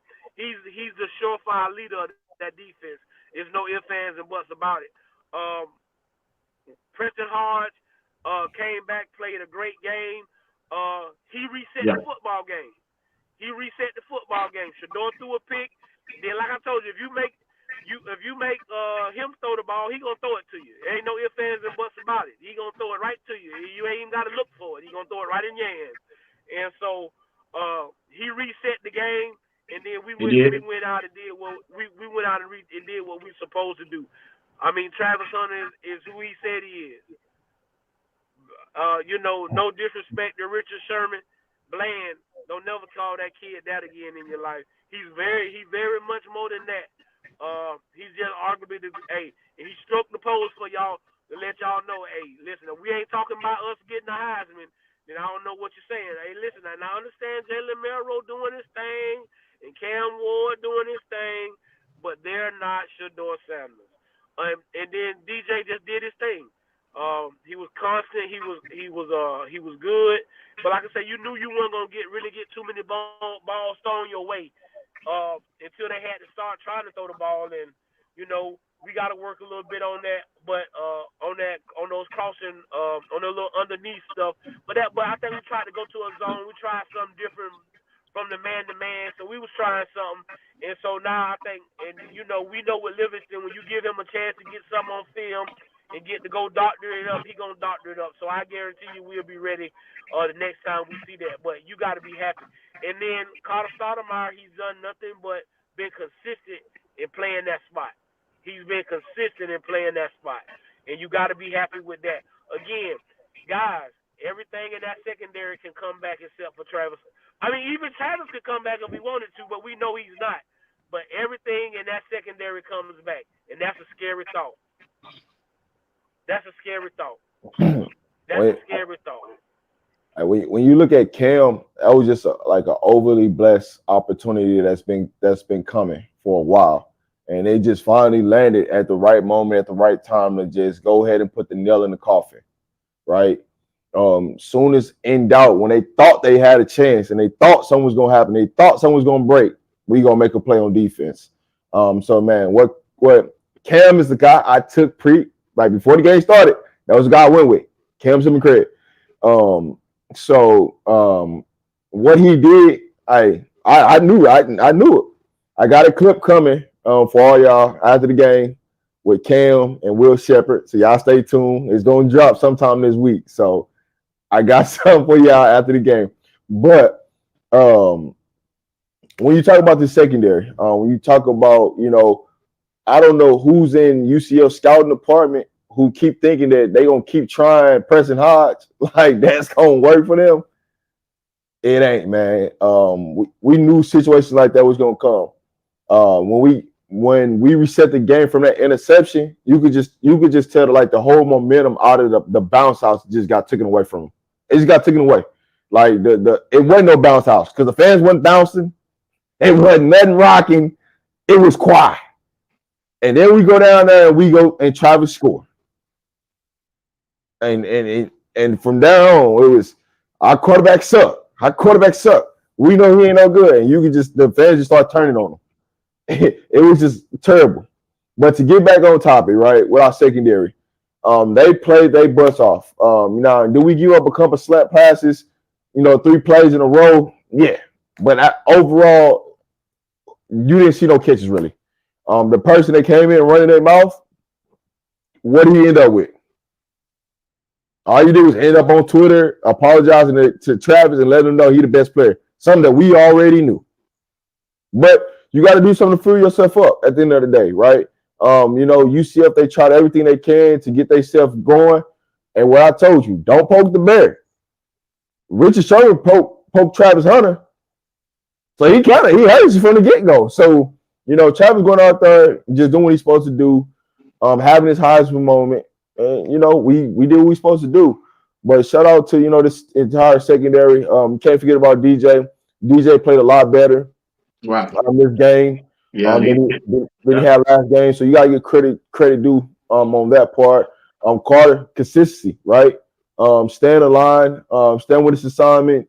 We got no deep balls thrown over the top. Now I do think that one play where he made the tackle, the player was down, but that's here nor there. So it is what it is. But overall, the secondary played very well. And I just want to make sure that we give DJ a shout out because he did play tremendously better this week than he played last week, and I don't want that to get missed. Exactly. Yeah. He struggled last week, but he and came back. Hood did what he always do, just consistency. Yeah. He did what he always do. So I definitely didn't forget about Hood. That doggone BWatts. Yeah, I just want you to hear that. I just want you to hear that. You funny to me. You are funny to me. BWatts one of them dudes. You have 56 plays. I get beat on 3. BWatts gonna say I just had a terrible. It was just bigly. I just had a terrible. It was just terrible. It was just bigly. I just want you to hear that. I was the only one saying that. Rob came around and verified. I understand what people are saying. I get it. But for me, I get it. I'm a numbers guy. Yeah. I'm a numbers guy, and I go by numbers. I didn't say he played bad. I just say he had a bad performance. He was off. I agree. He was off as far as we all don't need that. Kobe Bryant was the best. He don't had the off game before. No, for me, it's more about technique. I'm saying he had a bad game for his technique, understanding how to pursue the ball. That's what I'm saying. Not saying like he don't ever turn around. He was tremendously terrible. It's just he had a bad game of if you get your head turned around, those are interceptions. You get your hand on the ball, like you could tell, like mentally locked in. When he dropped the interception, it bothered him. So that's he just had a bounce back game and he played tremendously well. And that was the truth of the matter. A learning experience, and it's good for him. It's good for him to have something that they can build on. And those things, when it comes to technique, you build on your technique and to perfect it. Once you perfect it, hey, those interceptions and stuff are going to come. But what they have is this one here. You don't have a weak link when it comes to that backfield because what you have to realize, and everybody has to realize, they don't go to Travis' side. And I still can't believe they tried that one-on-one with Travis. And lucky that wasn't no interception. I don't get it. That's the wrong person think you can throw it up over Travis can jump out the gym. I've seen that young man play basketball. And if you think he can't get up, he can't fly like Jordan, Travis can get up. Just hear me. Travis, I wait till you see his numbers at the combine. Travis and Jimmy going to have some combine numbers that people going to shake their head when they see their combine numbers. I'm telling you, when they do their combine, Travis and Jimmy are going to have some numbers that people are going to be like, wow, I didn't know that. But let me get back to the backfield. Mr. T, I'm going to say this before you get to it. That's if Travis does the combine. He don't have to. I don't think he has to. But if he want to be I think Travis is going to go in and do a few things to get the top 5, to be a top 5 pick. He's going to have to go just do a couple things. If I'm him, I just say, hey, I'm going to do the 40 and I'll do a vertical or something and I'll do a lateral and that's it. And I'm done for the day. That's all he needs to do because that's all they really want to see from him. And once they do that, he say, I'm done. I'll do this and I'm done. But getting back to it, when it pertains to the DBs, what I like is what Coach Dre hit on. Their future is there. Not only are they performing now at a high level, all that coming back. And then they got some players that you don't see right now that are on that third string and second string that are going to be coming up that are playing very well also. That's why they're so comfortable. And then you got all them hundreds of recruits. If you look at Coach Prime, where he really destroys you at, Coach Prime sees players that everybody else be like, oh, I don't know about that player. He get him. He got another guy on there to go hard, that hardest kid that goes both ways. That's a talent. That's an athlete. He got some talent over there. They got a good eye at spotting guys that can play immediately. And that's what I like about this group. Because when they bring freshmen in, it ain't no freshman up, dude. You got to sit for 2 years, build up, and nah. Coach Prime now make sure your body's prepared for it. That's the first thing they look. It's your body. Okay, his body's ready for right now. Next thing they look at his mentality. Then they look at his skill set. They know that you can play day one, and that's what they're looking for. It might not be day one, but it's going to be that fifth, sixth game. You should be ready to go. But I'll just hit it to this one here. The future is bright at Colorado when it pertains to that DB backfield. I mean, bright in Colorado. No fly zone, baby. No fly zone. No fly zone. Coach Drake, he said he back. But Coach Ryan told him, boy, you ain't never left. What you talking about? Here we go. Are you kidding me? Hey, boy, that boy went out there and laid out there and got that thing. But the throw, though, to do it, that looked like he just went back and just let it went. And, boy, he came out of nowhere, just came and got that thing. What you think about that catch from Will Shepard? I mean, Will Shepard is. I mean, he's not played bad in any games. I mean, he had some drops, but the best on had drops. Like I told you, Terrell Owens was there. He led the NFL in drops, and he probably Oh, arguably top two receivers to ever play the game. Will Shepard is that guy, and it's scary that it's scary. It's scary. Like if I'm a team, I don't want to play against them guys because I don't know who's gonna get off. We know 12 gonna do his thing. Now I gotta be worried about 14. I gotta be worried about 10. 5 if he get the ball in his hands. Y'all saw the speed on the punt return. And we can get Draylon the ball out the backfield. You might get C5 back before after this break. Timmons got in and got him a catch. Like we can go on and on. Mathis ain't healthy yet. Like you get Cam McHale ain't healthy. So we set for now and the future. But I think and that's what and like Prime said in his press conference, I want y'all to write with that same enthusiasm and that same conviction that y'all wrote with when y'all said that these kids couldn't do this and couldn't do that because these kids got feelings. And that's what I want you adults to understand. When you get on here and you bash a kid and you say this, that, and the other. One of the main reasons why Coach Dre don't do that, I have a kid. So if I get on here and I bash a kid and talk about him bad, then my son is open game. You get what I'm saying? And that ain't something that these young men need. You need to uplift them. Like that was the point of me being disappointed in what Richard Sherman said. It wasn't that what you said. It's like, bro, he a kid. Well, don't you want him to do better than what you did? Don't you think he deserves better?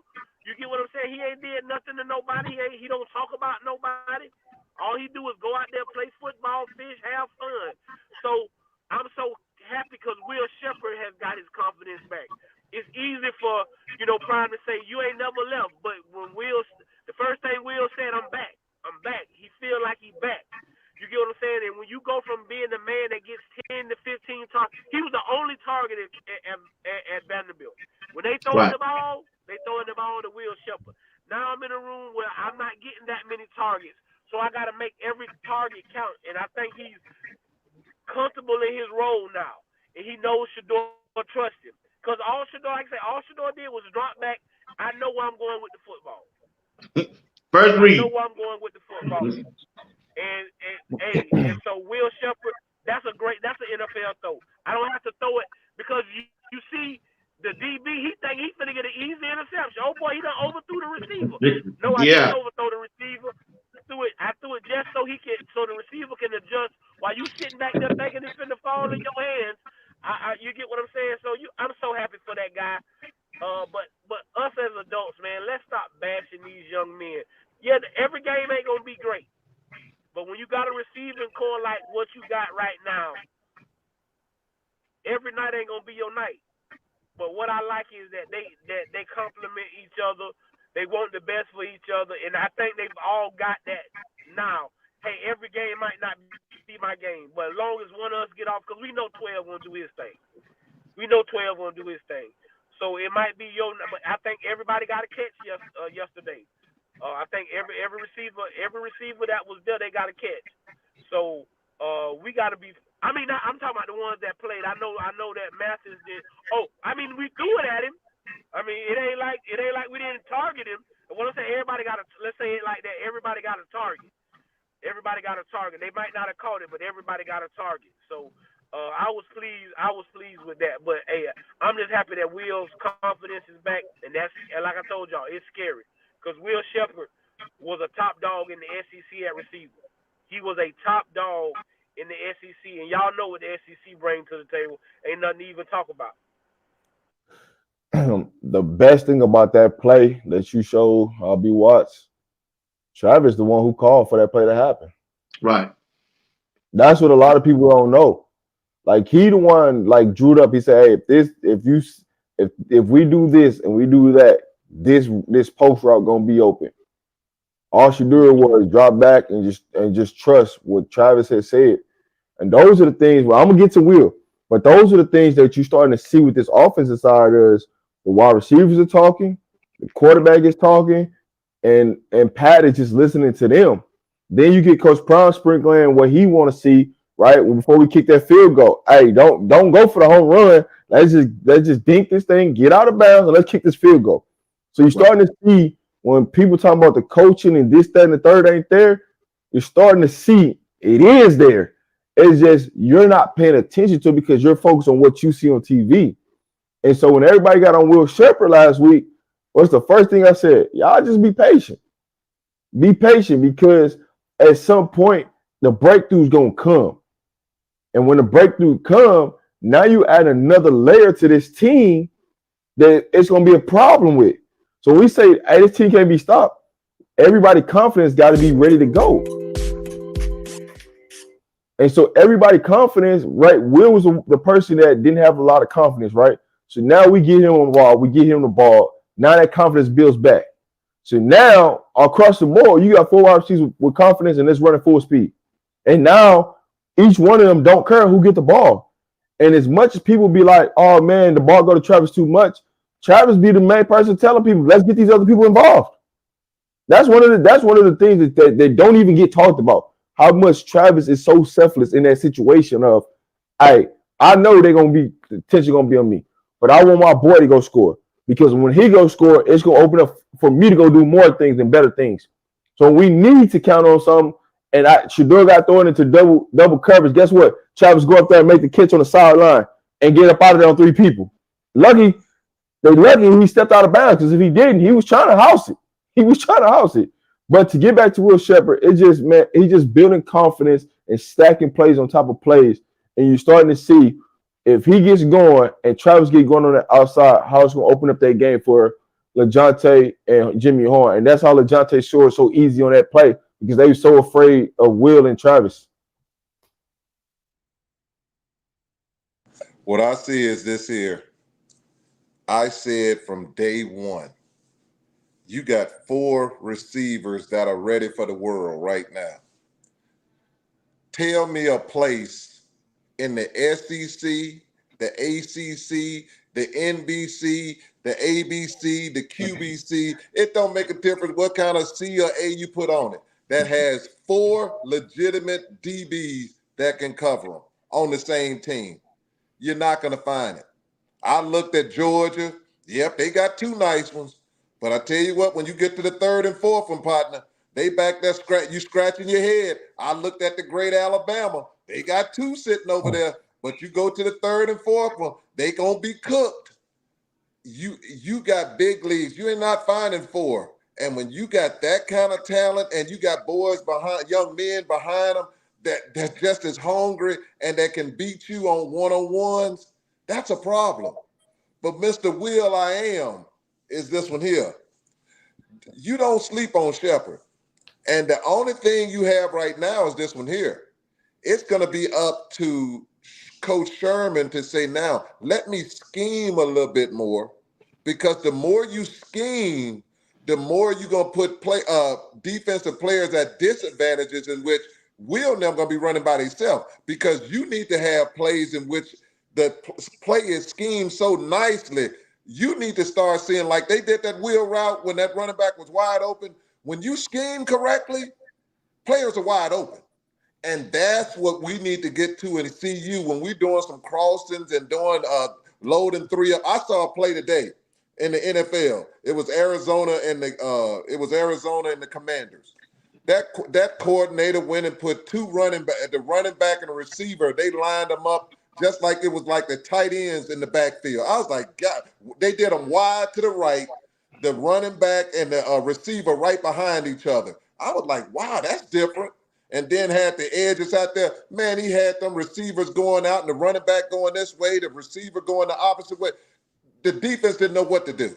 The defense didn't know what to do because it's scheming. When you scheme and you showing people something that they're not familiar with, that's a problem. So that's what I see with the receiving group. The next level for them is let's start scheming so we can get Will now where we know this scheme is for Will. This is for J5. Well, I'm going to call him Jay Horn because he's Jay Horn Jr.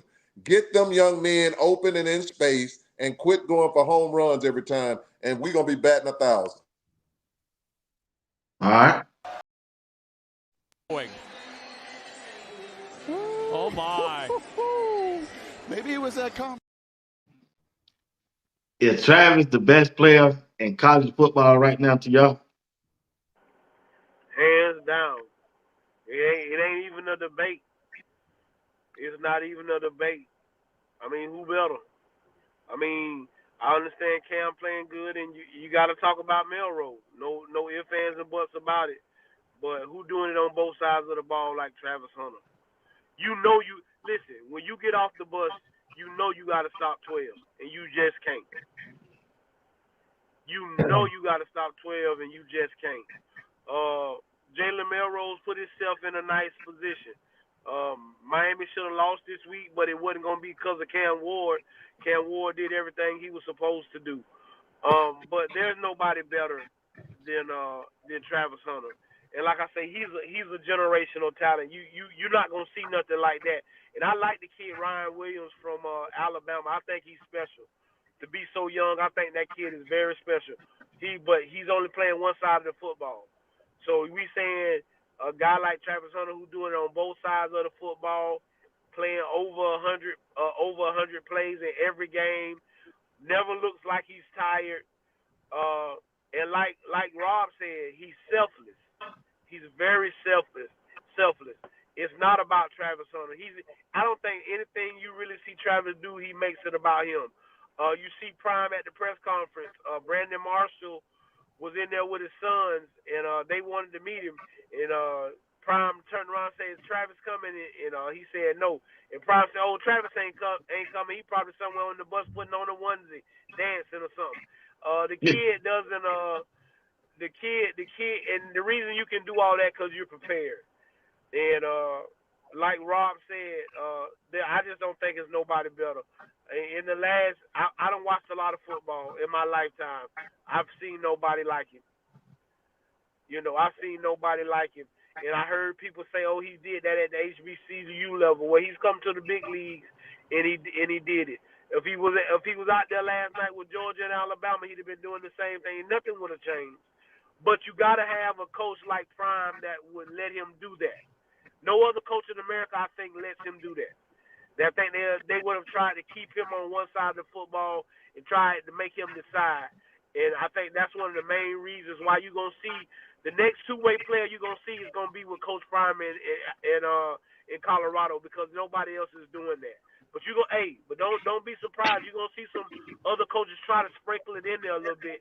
You're going to have to if you want to get players to come, because this is the worst thing that could have happened in college football.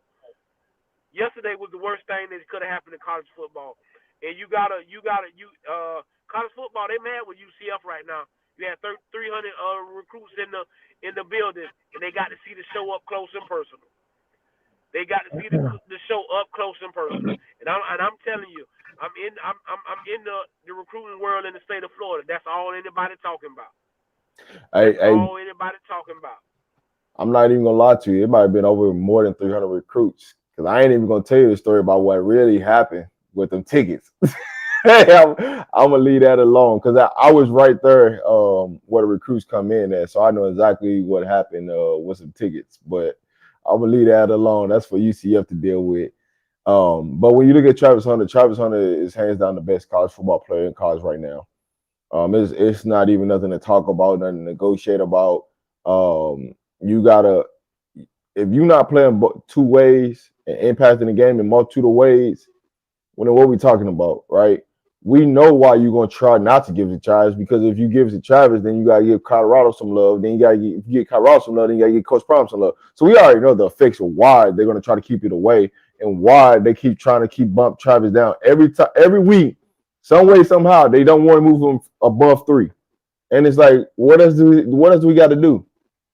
Because I can show you inconsistencies from Miros. I can show you inconsistencies from Cam. Miami got lucky to win that game. So what we talking about? So the things that gets me is that people only know Travis and Shador. They don't understand the things that they do for this team. They don't see the selfless stuff that they do with the team. They don't see the how much they sacrifice and make sure that the team is getting better. They don't think about those things because all you see is those two names, those two faces.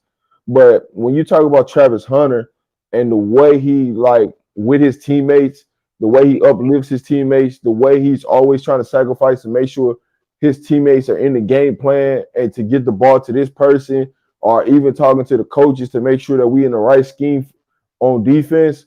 Like those are things that don't get talked about. And now, you starting to see it because now Well Off is starting to feature the stuff more. But I've been seeing that. It's just now it's just being put on notice. So like, hey, listen, these are the things that's really going on in the game that people don't even get to see. So shout out to Coach Prime, shout out to Well Off, Reach the People, for showing that extra layer of what Travis is really doing. And when people say, "Oh, he ain't doing this, he ain't doing that," and just like y'all see, he come on the sideline, he look at that talent, he right back on the field. Like a lot of people don't think that he do all that stuff, but he do because when you get that TV timeout, it's 2 minutes, 3 minutes long. So he got time to process what's going on so he can help his team be in a better situations. But the way how selfless, Travis is, I think that's the piece that always gets missed about him that a lot of people don't know. And if you just got to come to a game and experience it, so you understand what I'm saying. A lot of y'all won't because y'all don't be at games. So a lot of things that I'm talking about, you won't see it on TV. You got to come to a game experience to see it. But what you do see is this. He's the best player on the field on offense, and he's the best player on the field on defense. And his productivity shows up on both sides of the field. And not only that, but the next thing you see is this here. He plays 2 games in every 1 game. They're like, what you mean by that? He plays almost every offensive down and every defensive down. That's 2 games. Last time I checked, that's 2 games. Everybody else play just one set on either offense or defense. That's their entire game. So if it's 130, they only playing 75 or 75 on this side or 77 on this side, 72 on this, 70 whatever on this, 73 on this one. So the point being is this one, 53 on this one. So you got to do the math right. So the point is this one here. He's putting up all of these numbers, and he's doing it on both sides of the field. He has the productivity. And the next thing is this one here. America loves 2 things. They love a beautiful story, and they love money. And if you're telling me a beautiful story, it's Travis Hunter. And you're talking about something to make money, it's Travis Hunter. So when those 2 things come together, whether they like it or don't like it, it's good for business. Having Travis Hunter as one of your persons up there for Heisman Trophy is good for college football, and it's good for their bankroll. When those 2 things match up, I look forward to seeing Mr. Travis Hunter putting his hand out and accepting his trophy that he earned. All right, guys, let's hit on this. We got about ready at 4 minutes left. Let's hit on this for a little bit before we go. All right, red shirt. Uh, JB and Trevor. What that gonna mean? What that mean to the team? So I don't really know what it means. I didn't, like I said, when Coach Prime said it last night, that was really my first time hearing it. I just knew they didn't make the trip. I mean, at the end of the day, those guys are doing whatever they feel is best for them. I wish them to. Like I said, I don't know if that means JB is leaving. I don't know. So I won't. I'm not gonna speculate and make any assumptions. I'll let him tell us. So when he tells us, then I'll make an assumption. But he's a great kid. Both of those guys are great kids. Uh, and I just wish them the best in whatever they decide to do. If they decide to leave, I understand. Because you get what I'm saying. It's just the nature of the beast. It's college football, and I can understand that. But for JB, if he just redshirting so he can stay and have another year to play, and really get on the field, I also understand that. So I just wish them guys the best. I don't want nothing but the best for them guys, and I know it's not about money. So you know what I'm saying. When you know it, when it's not about money and it's not about selfishness, I don't have a problem with kids doing what they feel is best for them if they feel like that's what's best for them, and that's how I feel on that. I mean, basically, it's just as simple. We just gotta wait and see. I mean, I'm not gonna. We just gotta wait and see. That's really the best thing I can say in this situation. Anytime a kid red shirt this early in the season, one or two things, right? It's either they're red shirting for because the opportunity, the playing time opportunity not gonna be there for them to play next year, or they transferring out. It's one of those two options. It ain't no other option in that situation. So we really won't know until you get to December what the real true option is, unless one of them come out publicly and say it. The way JB was locked in, I think he just, he's saving himself for another year because the opportunity is going to be a little bit better for him situational wise. So he can focus on other things right now. So I'm going to leave it at that. I think it was a great business decision for them, meaning that they're looking out for their future and what's best for them if they plan on continuing on playing. I look forward to hearing them say whatever it is that their future plans on, and something. They're both professional, great young men, and we wish them the best. All right, guys, this last topic right here. Hey, K State coming up in 2 more weeks. Dylan Evans coming back to Colorado. What y'all expectation of this game? I'm gonna tell you, like I said last week to the Florida boys, we not going. That's not gonna be a storyline that I'm harping on him coming back. He one kid, uh, and he's been doing his thing at K State. Again, he made a decision that he felt was best for him. I'm not upset with him, but we're not gonna make that a storyline this week. It's a big game because it's the next game. It's not a big game because Dylan Edwards coming back to Colorado. It's a big game because it's the next game. It gives us an opportunity to be 3-0 in the conference. It also puts us probably in the driver's seat for the conference. And so that's why it's a big game, not because Dylan Edwards is coming back to Colorado. I don't even want to talk like I don't even want the reporters coming and asking my kids about that, because that's what I'm saying. Because I don't want nothing to be spun or said differently. If something don't go this way or that way, oh, they was trying to do this, they was trying to do that. No, Dylan was a good kid. Uh, me personally, I've heard him say nothing bad about the University of Colorado. The first interview I heard him, I saw when they brought up the Colorado situation. I saw the young man get choked up talking about Coach Prime. And then another thing, this personal, fellas. And so when it's personal like that, I don't like to get involved in that kind of stuff. Coach Prime watched this kid grow up. He coached him as a little kid. I know he loves that kid like he loves his son. So I don't even want that to even be a narrative next week. It's just a big game because it's the next game. And like I say, when we can just focus on being 1-0 and not like all the other stuff that comes with it, that we want to block all that noise out. We got 2 weeks to hear about this, and that doesn't need to be the narrative that's being spent. Us playing against Dylan Edwards or Dylan Edwards coming back to Folsom. It needs to be about the Big 12 and us being able to put ourselves in the driver's seat in the Big 12 conference. That needs to be the conversation about next week. Hey, listen, it's just right there simple. The media is gonna make this about Dylan Harris returning to Folsom Field, but for us, our major focus is on they starting running back and the quarterback. It's the same game plan like UCF. We lock in, we focus on them two, we take them two out the game. This game go. You make that K-State quarterback throw the ball, it's gonna be just like KJ Jefferson. He's gonna turn it over. So you lock in, you focus on that. Dylan Edwards, yes, he's a piece of K-State's team, but there's things that you could take him out of the game, right? It, he's really going to be effective on punt returns, right? Because that's what a return specialist is, and on kickoff return. That's a return specialist. Let's just point blank, period. Now, when you're going to see Dylan Harris, it's on third downs. They're not giving him the ball like that in a sense. So we can't worry about Dylan Harris and trying to focus on him. We got to focus on the two main guys who are the keys to their offense and who is about 65-70% of their offense, which is the quarterback and they starting running back. That's just that simple. You're just looking at Colorado versus Kansas State. That's all we need to worry about. Let's get this dub and call it as that. Dylan did great things when he was at CU. We commend that young man for that. He's now in his future endeavors. Let him handle his business, and our business at CU is this one: to go 1-0 in 2 weeks and keep it moving. This train moving. We ain't got time of talking about all that soap opera. Let's play football and keep it moving. All right, that's the end of the show, guys. I ain't mean to keep y'all this long, but hey, conversation was good. Hey, everybody will tune in. Want to appreciate everybody that will tune in on Raw the Media side and my side, and everybody that participated in the chat. Hey, we appreciate all of y'all for rocking with us. And on behalf of me, I just want to say thank you. So we'll go around the horn for the last word, and we'll get out of here. Go ahead, Mr. Steve, then Rob, then Coach Dre.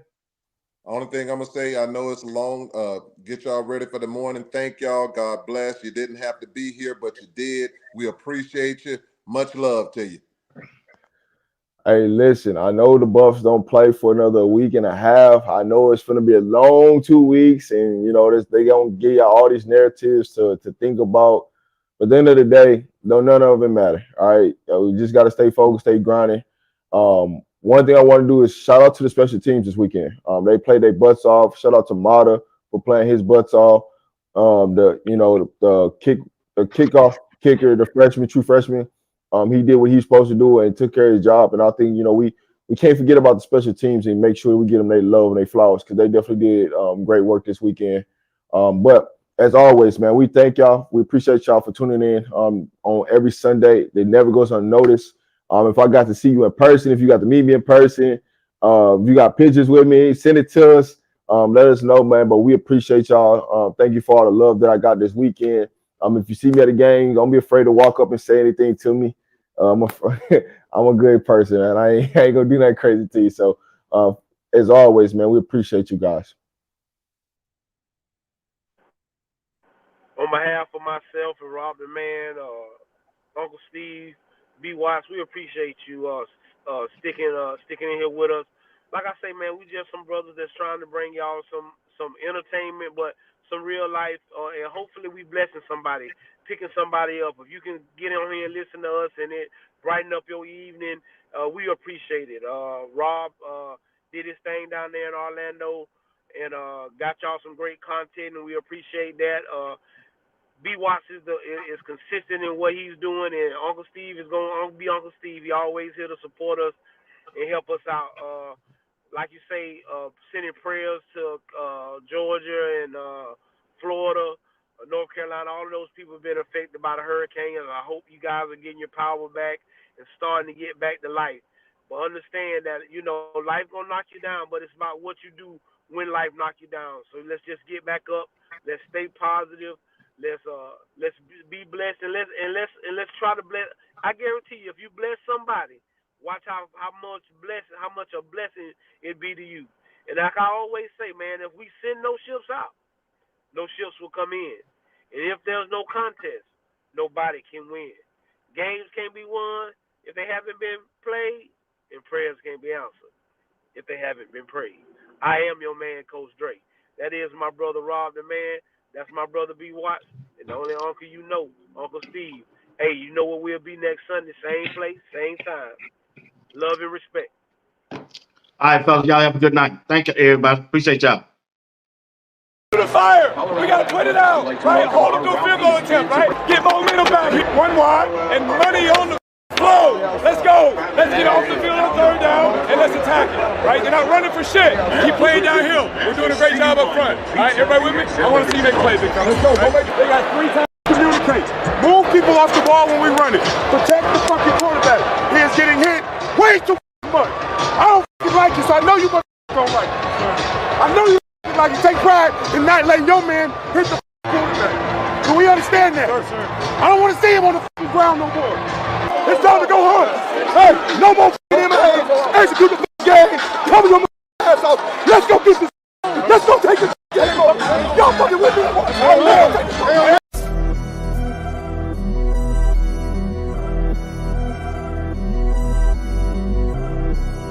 You're watching Sports Talk with BWatts Entertainment. I'm your host, Bernard Watt. We said.